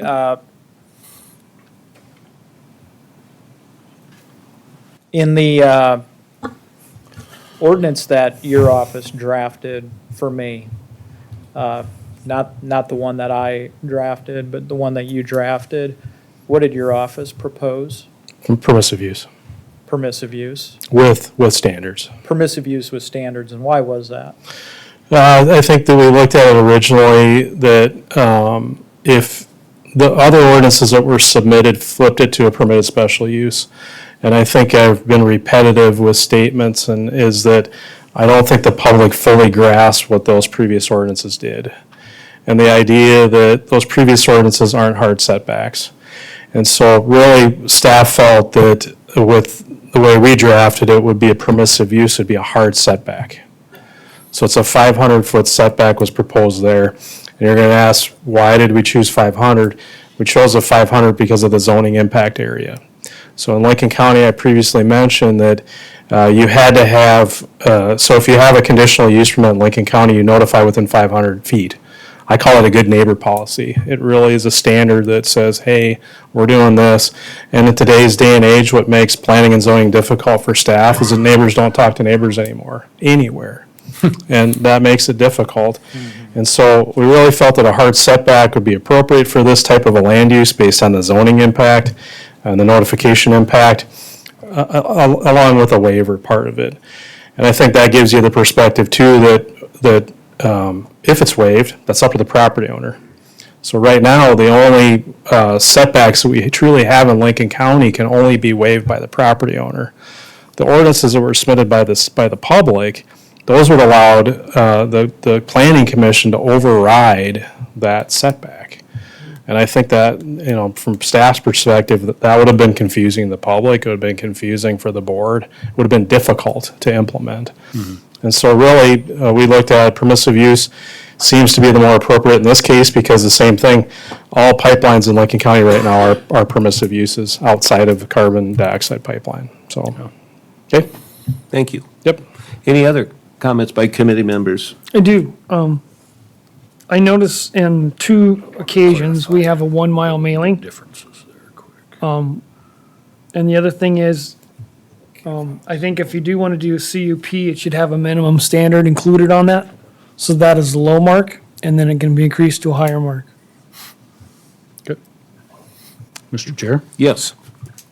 So the way I understand it, though, if the commission would go ahead with a hard setback ordinance, it would be permissive use, correct?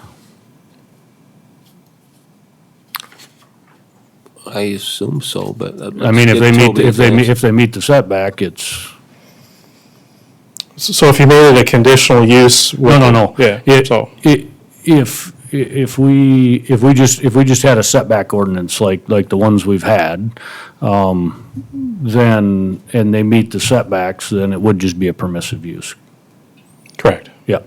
So, but if we didn't have a setback ordinance and we just went through the conditional use process, then that would just, then it would be a conditional use. The hard setback wouldn't exist, I guess, is what I'm saying.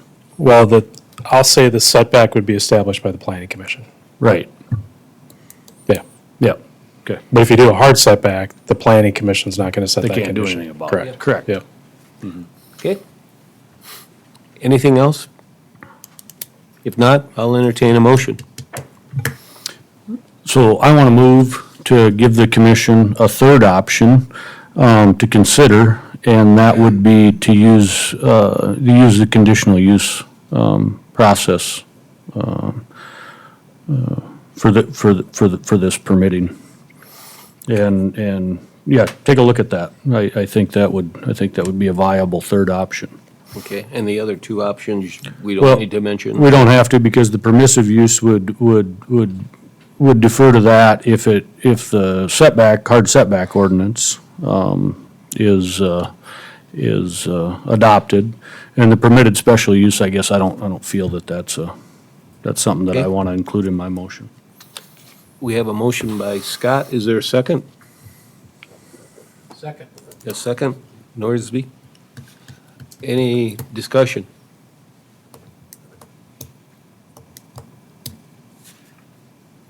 Public input. Anyone want to make a public input on this? Okay, if not, okay, one, okay. Dennis Jones, Lincoln County. I need more clarification on this. He's saying what everybody else is thinking. We can get it for you, Dennis, yeah.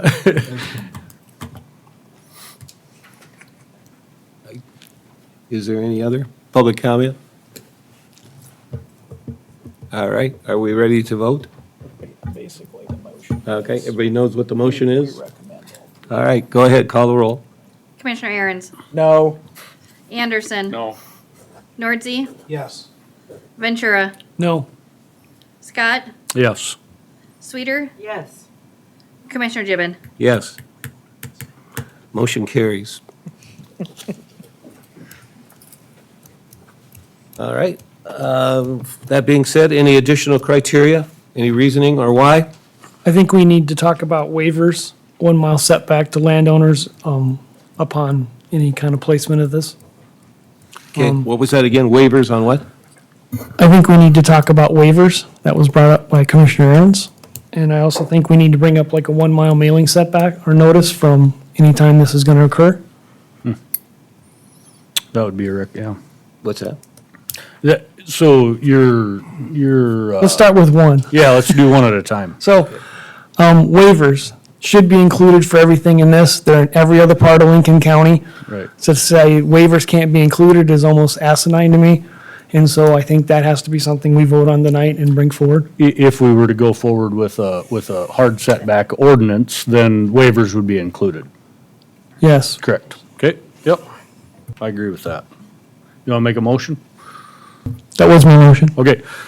So.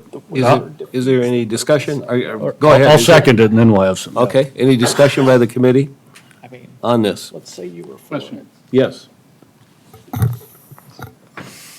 I guess I'm struggling to figure out, we spent all this time talking about setbacks for safety and concern about people, and now we're going to allow a waiver that suddenly says if it's going through my property, I can say, I don't care about 330 feet, you can put it in 72 feet from my house. That lasts on my property forever. Yeah, that's true. And so I just, it seems like we're doing one thing and then we're turning around and doing something else. Okay, good point.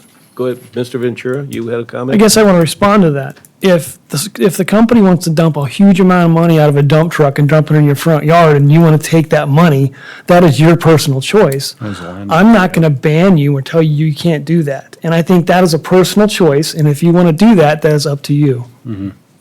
And my comment would be is that I don't think any of the setbacks have been made because of safety. They've been made for economic reasons, and so the waiver process just enhances the economic opportunity, in my opinion. Commissioner Scott, I have a question for you. You say that none of the decisions have been made out of safety, but we've talked about safety all night. Somebody has. I haven't. Right. Taking a lot of testimony about safety tonight. You're saying for economic reasons. Yep. Now is the reason you want the setback. Well, explain to me the economics of a setback. So, I think currently what we're talking about is the waiver process. And so I think we'll stick to that, Mr. Aaron's, and I'll gladly have the discussion with you afterwards. We've already, I think we've passed a couple motions, and we had time to visit about that a while ago. And we're on to other things, so I'm not gonna comment. I'm gonna stick with the waiver, I'm gonna stick with the waiver discussion, and we've got a motion and a second that, we think that if we were to go forward with a setback, hard setback ordinance, that possibly there'd be waivers added to it. So just so I understand correctly, myself and Commissioner Gibbon are two of the people who you're making a recommendation to. Mm-hmm. And one of them is asking you the rationale for your recommendation. Yep. And your point of view is you don't want to give it here on the record? Oh, I maybe would at the end. But I don't know how that makes any difference if I give you my opinion on the record or if I give it to you out in the hallway. So and it's not that I'm afraid to give it to you, Mr. Aaron's. And I can appreciate how you keep circling back on things. I think that's quite admirable. But I would prefer to stay on task, and we've got a motion and a second, and to my knowledge, then discussion should stick on that motion. What are the economics of a waiver? I don't know. So you don't know the reason why you're making the motion? I didn't make the motion, I seconded the motion. Or you don't know the reason why you're making the second? Mm-hmm. Okay. Yeah. I mean, I'm just asking you for the rationale behind Yeah. your Yep. position. Okay, we do have a motion and a second. Any other discussion? Public input on the waiver? Yes.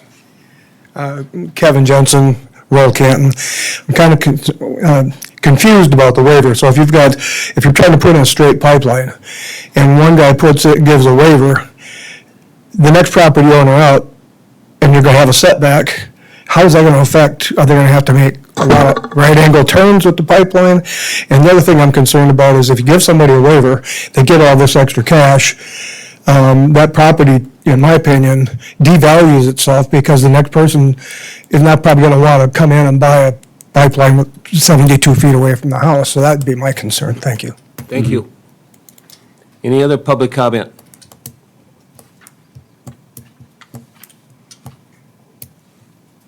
Yeah. Go ahead, sir. Come on up. Give us your name and address, please. My name is Bill Haugen. I'm from Sioux Yes, Falls. please speak into the microphone so everybody can hear you, please. Can you hear me now? Bill Haugen from Sioux Falls. Just was kind of intrigued by the interesting economics of a waiver back and forth here. Is the economics issue, is it strictly from a county perspective, or might it be from an individual landowner's perspective? Because that's a concern, right? What are you asking? Well, so if we're looking at a hard setback with possibly a waiver, Mm-hmm. And it's based on economic and development interests. Are we viewing that from the county perspective or from the individual landowner perspective? I think it's a landowner rights thing. So, if that be the case, then perhaps the economic interest might be any particular landowner might view the economic use of his property differently than another. Yeah. And one might say, it's important for me to have that 330-foot hard setback. And another one might say, well, I don't really see any, emergent use for my property other than, I guess, putting a pipeline through. And if I can make a bunch of money off an easement, then that's a better economic use for me. So I just thought maybe I could Appreciate it. contribute to that Thank you. conversation a little bit. Yeah, and I That's agree with it. everything you said. Thank you very much. Any other public input?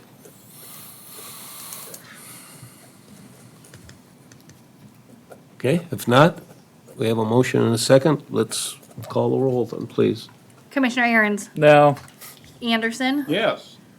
Nordsey, Yes. Ventura, Yes. Scott, Yes. Sweeter, Yes. You're on a roll, Commissioner Tony. Gibbon. Yes, You're on a roll, Tony. motion carried. Kind of popular. Next, as far as any committee discussion on any or all We've non. still got some, Oh, what I've do we still got some additional criteria I'd like to. Oh, any keep additional under criteria? consideration. Actually, I did, but Yeah, I mentioned the 1 mile mailer. yep. Did you make that motion? That's the motion. Okay. So I'll second that. Good. Okay, we have a motion and a second. Public input?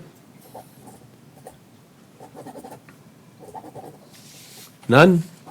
Then we'll vote. Go ahead. Hold on, Mr. Yes, Chairman. okay. What's the motion again? Okay. Clarify the motion, please. Basically, if there's going to be a CO2 pipeline built in a vicinity, that you take a circle of that parcel and a mile out from there, everybody gets notice of that for a hearing. That's what we do for a lot of county things out in the middle of the county. And so I think it's a fair way of letting everybody have a chance to speak at a public hearing, which is their constitutional right. What's the current? We have two different If the ones. natural gas pipeline's going through, what's the current notice requirement? Well, I believe we're making recommendations. So right now, I think it'd be 50 feet, but No. Notice to the neighbors is what you're talking about, correct? 500 feet. But I'm making a recommendation of 1 mile. Would that, Tony, can I ask you this? Yes. Does that just apply to CO2 pipelines, or would it apply to all pipelines? I think it should apply just to CO2. Okay. Based on the definitions that we approved, correct? Correct. Yep.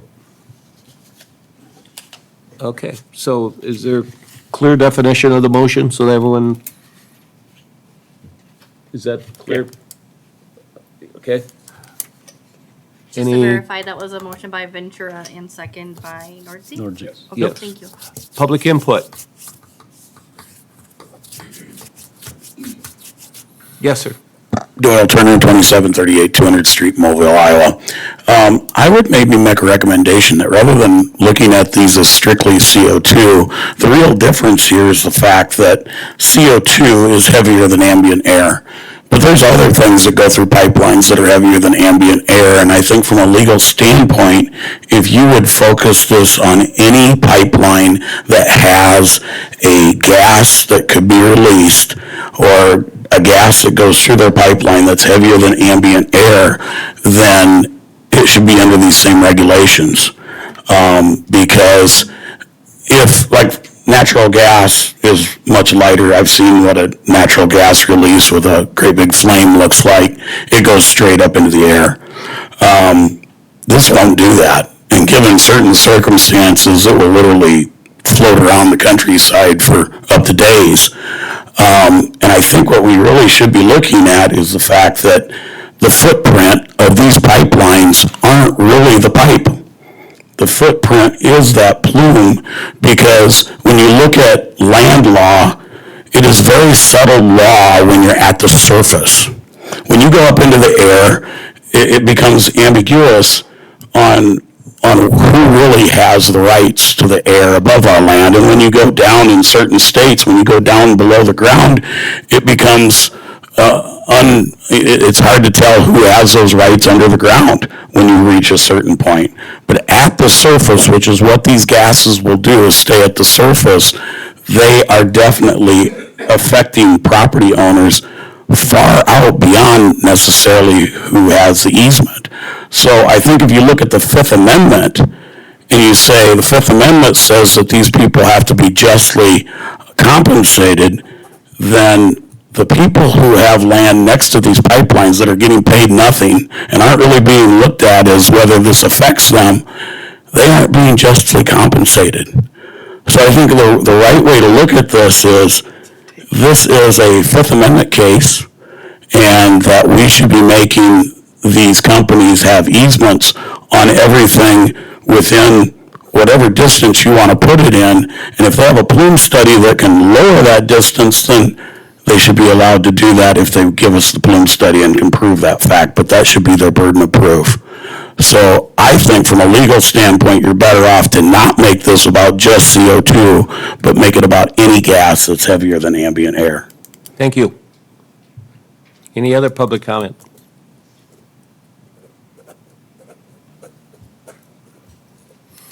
Okay, we do have a motion and a second, and the motion still pertains to CO2, correct?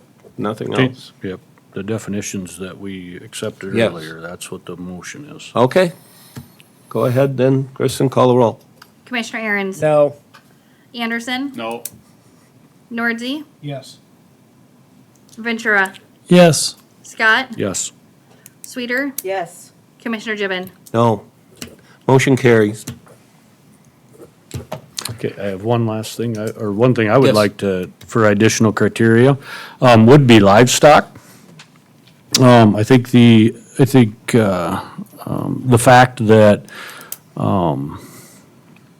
your liability policies wouldn't cover, the loss of livestock, it makes it a major economic impact. Currently in today's market, if you got 500 head of cattle sitting around, it's $1 million to $1.5 million. It's a lot of money, and our mitigation for risk on that as a livestock producer is your farm policy, your liability policy. And if that's not going to cover it, then I think that we should give some consideration to the livestock producers. Okay, do you have something in Just- mind, a motion? Just discussion for now, Discussion, okay. if anybody else has anything else. Any other discussion on this issue? Mr. Chair, Yes. I'd like to maybe broaden your definition a little bit, Mr. Scott. With the provision, they talked earlier about, potentially bonding or indemnification. I don't think that's strong enough language. I think what we really want is them to provide an insurance policy that is issued by an insurance company that's rated A or better by Best Analytics, and that would cover not only your issue with cattle, but anything else that might come up as well. And it's, I think we're all too familiar with corporations that can go bankrupt at the turn of a hat, only to come back the next day under a slightly different name. So I would like us to investigate, and that's what this is. This is just simply a recommendation, requiring an insurance policy for, and I'll take this other gentleman's comment, any pipeline that has, carries something heavier than ambient air, or what our current definition is. Either one works for me. Thank you. Thanks. So, Any other comments on that? Again, I like those comments. I think that, once again, it should be all occurrences. I mean, if you're a crop row farmer and your corn freezes and you lose your crop, it's just as important as the animals, and so I think that has to be included all in one language.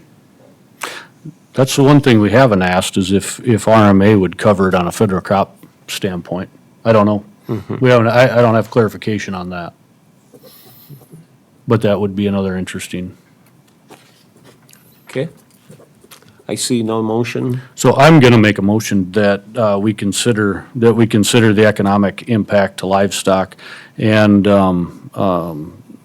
that gets recommended to the Board of Commissioners, that they take that into consideration and explore a potential setback from livestock facilities. Okay. Yeah, I think as long as we do economic livestock and farming, I'm 100% behind you. Yep. All right. There's a motion. Is there a second? I'll make the motion. I made the motion. Will you second it? All right. Mr. Scott, the motion, Ventura second it, to recommend to the commission, what was? Take in setbacks of livestock, take that into consideration. Due All to right. the economic Any loss. other comments by this committee in regard to that motion? Does that include as an insurance policy? I think that should be a second motion, when we're done with this one, probably, yeah. Uh-huh. So let me clarify, we're doing livestock and farmland or just livestock? The motion was just livestock, Just correct? livestock for now, because I don't know the answer, on if your federal crop policy is covered or not, so I don't know. But if you want to make that motion when we're done, that'd be great. Currently, my motion's just on livestock. Okay. But I will say, if it isn't covered, then I definitely think that should be, well, that would about be impossible, so, but that would maybe go into your bonding thing. Or your insurance. Mm-hmm. Yep. Okay, we have a motion and a second. Any discussion amongst the committee? Yeah, Mr. Chair, Yes. could the person making the motion just restate it? Okay. So the motion is to recommend to the Board of County Commissioners to take a livestock setback into consideration if they decide to move forward with a setback ordinance. So basically, the motion is that when you guys are getting presented this stuff, I want the fact that You want us to that consider- discussion is brought up. Yeah. But I get it.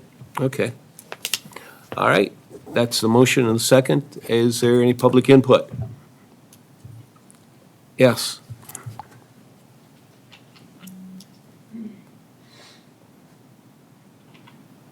Scott Montgomery for you. My understanding is this is for insurance policy for livestock.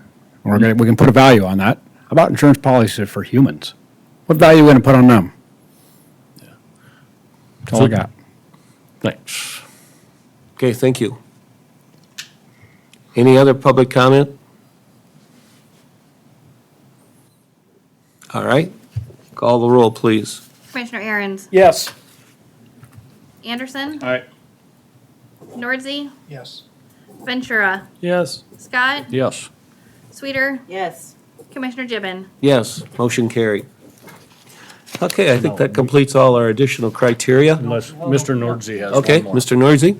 You could be here a while, Mr. Chairman. Pardon? You better just buckle in. I think there's two more.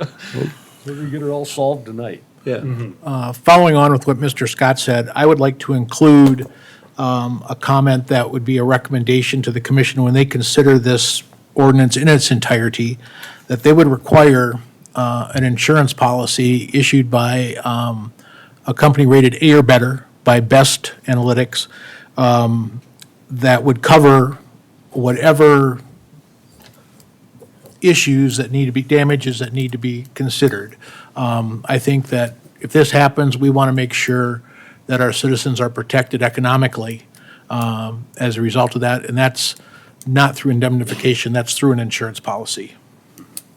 Okay. Yeah. And that's my motion. Okay, that is the motion. Is there a second? I'll second. Okay, second by Ventura. Any discussion on the committee on this motion? Yeah, Mr. Chairman, I Yes. think that, I like the sentiment. I really do.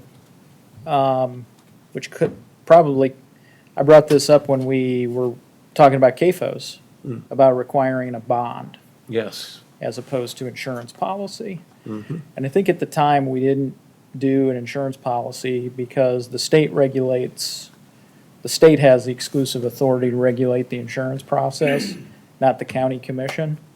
And I think there were some concerns at the time that the state statute preempts the county's ability to do that. And it may also violate, the private contracts rule. So I like the sentiment. Okay. The problem is, I think what they found out in one of the counties in Iowa is if you attach a bond to this thing, it's not going to pass constitutional muster. So. Can I respond, Mr. Chair? Yes. This proposal is simply just a recommendation that it be considered, and it's not, we're not passing this as a must-have. This is more of, here's a list of, added to the list of things that should be considered and talked about. And should they find out what you talked about, Commissioner Aaron's, well, then, it's basically ruled out of order and you move on. Okay. We have a motion and a second for a recommendation to the commission in regard to insurance policy, correct? Correct. All right. Public comment.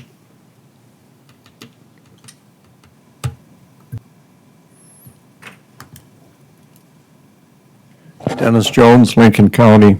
I'm glad to hear you make that motion. I'm sure you're familiar with Danbury carbon dioxide pipeline that ruptured down in Mississippi. There was quite a bit of damage to human beings. 49 ended up in the hospital. Some of those had some permanent brain damage from the lack of oxygen.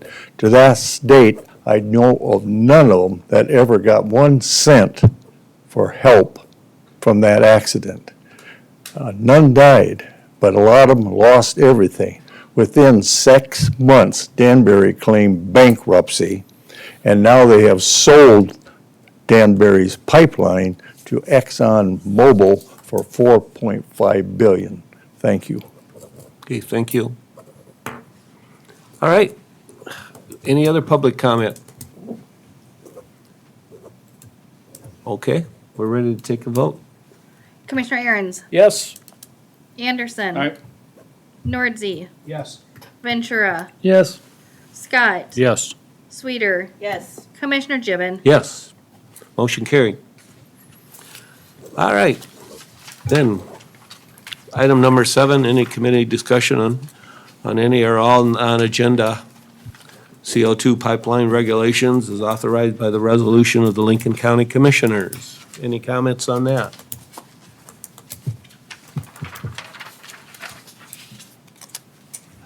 Again, if not, then. So I have a question. Yes. So the non-agenda CO pipeline by resolution Lincoln County Commissioners, was that the one we're talking about recommending no eminent domain on citizens of Lincoln County? For the companies to try to negotiate honestly and freely with the citizens?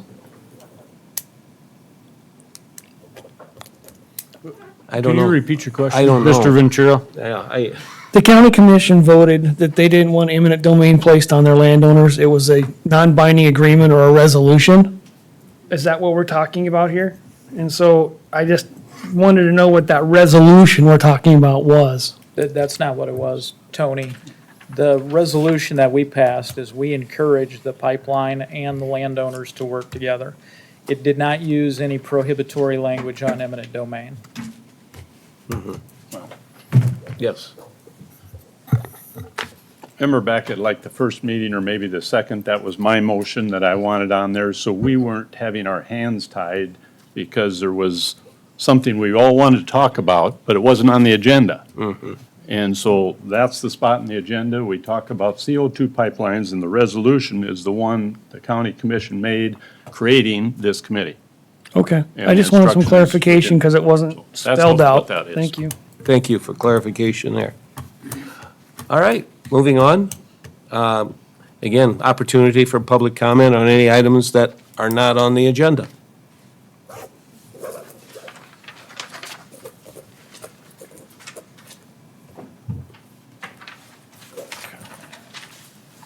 not on it, Jen. Wendy Hogan, Harrisburg, South Dakota. So, since we've all talked about this PHMSA letter, I want to start with that very first sentence in that letter. It says the widespread interest in understanding PHMSA authorities underscores a need to reiterate the message we shared in 2014 with the company proposing a high-visibility interstate pipeline, a message directly related to current pipeline projects proposed by your companies. Again, a message directly related to current pipeline projects proposed by your companies.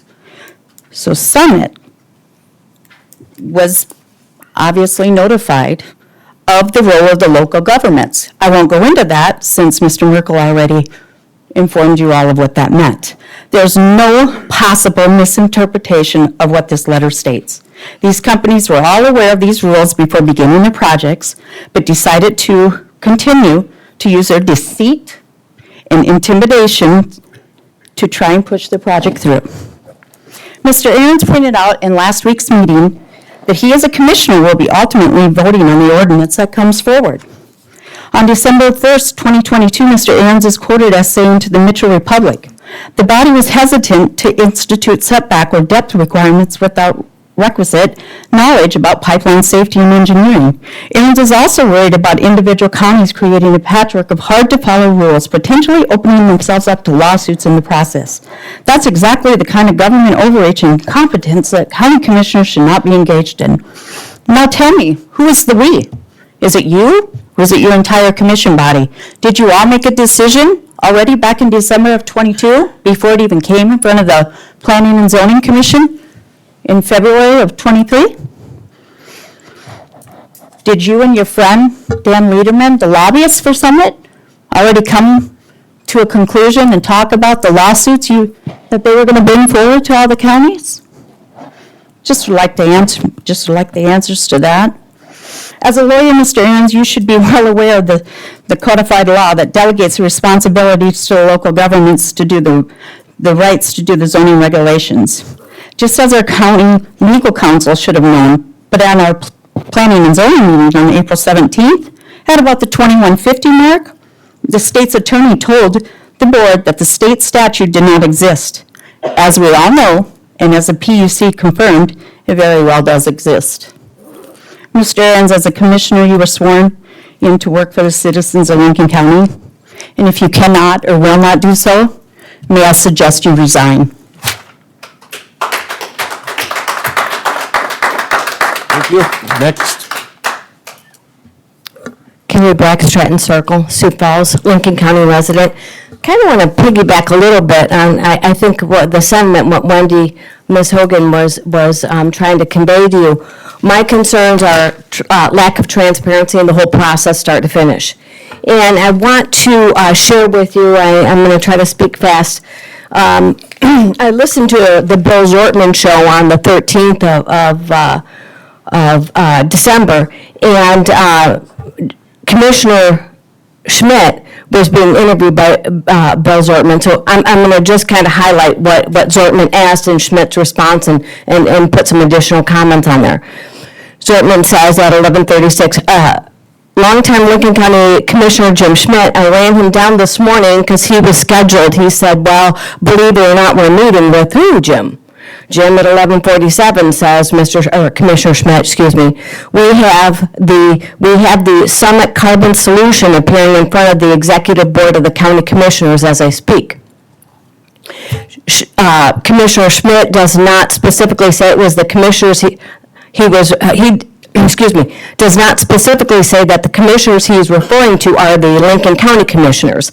However, given the context of this conversation, it's hard to imagine that it is any other commission. If it was a Lincoln County Commission meeting, then it should have been scheduled and open to the public. It was not scheduled, so implicitly it was a closed meeting. The state of South Dakota has issued guidelines for how county meetings should be conducted, State of South Dakota Boards and Commissioners Meeting Guidelines, sd.gov.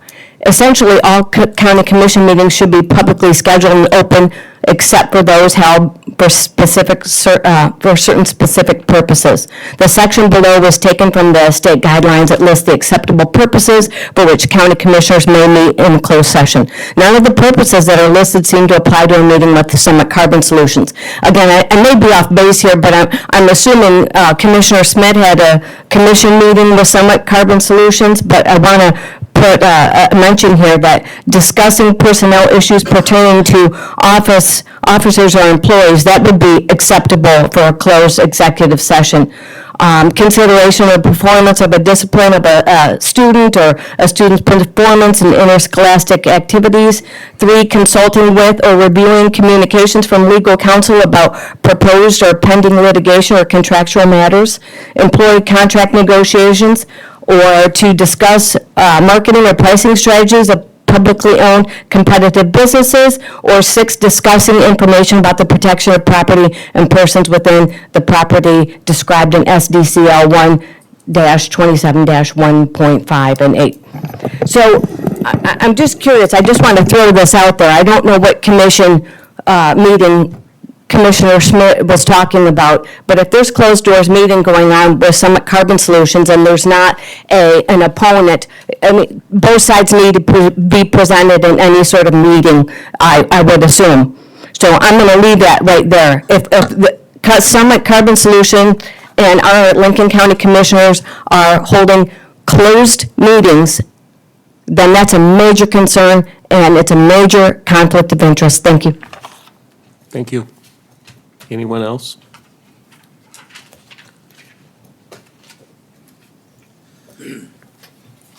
Dale Turner, 2738 Mobile, Iowa. Many years ago, I invested in a small company called Rentec. Yes. This gentleman is from Iowa.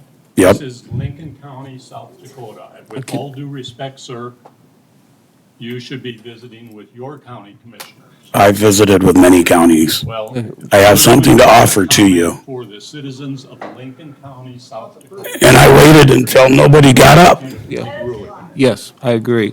I agree. Please sit down. Thank you. What's he saying? Okay. Any other public comments? Yeah.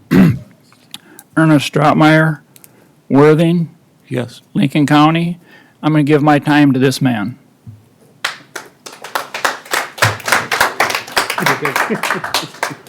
I don't think. So I have 2 letters of intent from 2 companies for the commissioners of Lincoln County to build methanol plants in your county. Sir, to take. Are you, you're not a resident of Lincoln County. I guess I don't understand what.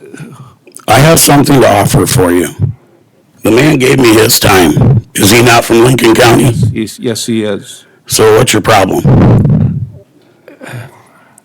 I think we're all to the point where we're questioning why you have a point here on the opportunity for public comment on items not on the agenda when you don't live here. I have been in many counties that I don't live in, and I've seen many people come to my county that don't live there that I don't think anybody from Summit lives here. Well, I will go ahead. I'll give you some leeway, but go ahead. I appreciate that. Thank you. All right. So anyhow, I've been in contact with 2 companies, Carbon Sink LLC and Cap CO2, and they're willing to build methanol plants at every ethanol plant, which makes this pipeline completely unnecessary. So currently, with 1 bushel of corn in an ethanol plant produces 3 gallons of ethanol, 16 pounds of dried distiller grains, and 1 gallon of corn syrup. If we add methanol to that, we will get another additional 2 gallons of methanol out of that same bushel of corn. Now, that's a 66% increase in fuel production for your state, my state, and that's even a larger increase by price because methanol is worth more than ethanol. The simple fact of the matter is this CO2 is worth a lot of money, and these Summit Carbon Solutions has duped these ethanol plants into play believing that it's worthless and they're giving it to them for nothing. And the ethanol plants were built to add value to our corn.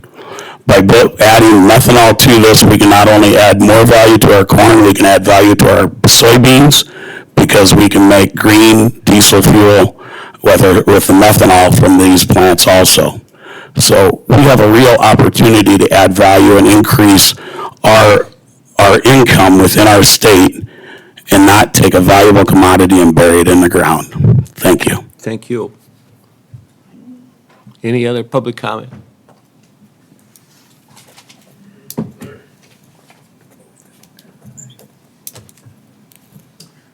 Gary Schuster, Sioux Falls, Lincoln County resident. Wanted to make just a quick point for future reference. The benefits, so-called benefits of the pipeline include one claim that it's going to slow down climate change, and climate change is existential threat to everyone, including residents of Lincoln County. Tonight, you heard testimony about two different models, dispersion models concerning the dangers of CO2 dispersing over residential areas. The only evidence presented for this climate change threat is a model. Models are not theories. Models are inherently less credible. The two companies that are proposing to build pipelines both have their own models. Their models conflict. One model had 1,800 feet as a safe distance. Another one, and I'm not sure what the Summit one had, but it was something significantly less. So it's just something in the future if they're claiming the climate model, and there's no climate model. There's probably hundreds of climate models. Which one do you pick? Who knows? But even the people that are proposing to build pipelines have models that don't agree with one another. So when they say they have a model that proves something, keep that in mind. All right, thank you. Any other public comment? Scott Montgomery, Fairview. Last week, we had Mr. Bones invited here by Joel Ernst to tell us his expertise on CO2. And the question was asked, how much is it going to reduce the atmospheric CO2 level? He said it wasn't even going to wiggle the needle. So why are we doing this? For these people to get rich off our tax dollars. This is all funded by our tax dollars. I mean, we need to wake up here a little bit. This is not going to change the climate. So why are we even pursuing this? It's all because of money, and we better wake up and see that. Thank you. Thank you. Any other public comment? Okay, thank you. I think is there any need for executive session? I'm not taking any more public comments, sir. I'm sorry. Is there any other need for executive session? If not, do I have a motion to adjourn? Move to adjourn. Mr. Motion Chair, by Aaron's. are you going to assign a work activity to our friends in the back table regarding what we decided today? Yes, I guess one of the things we'll work with Mr. Brown and with Mr. DeGroot and come up with what we decided here tonight for the commission. So we'll get together and look at the data and so on. So with that being said, You've got a motion. I will second the adjournment. yes, a motion and a second to adjourn. Go ahead, call the roll, please. Commissioner Aaron's, Yes. Nordzy, Yes. Ventura, Yes. Scott, Yes. Sweeter, Yes. Commissioner Gibbon. Yes. Motion pass. Meeting adjourned. God, I hope my shrimp's this job, Jim. Don't eat it now.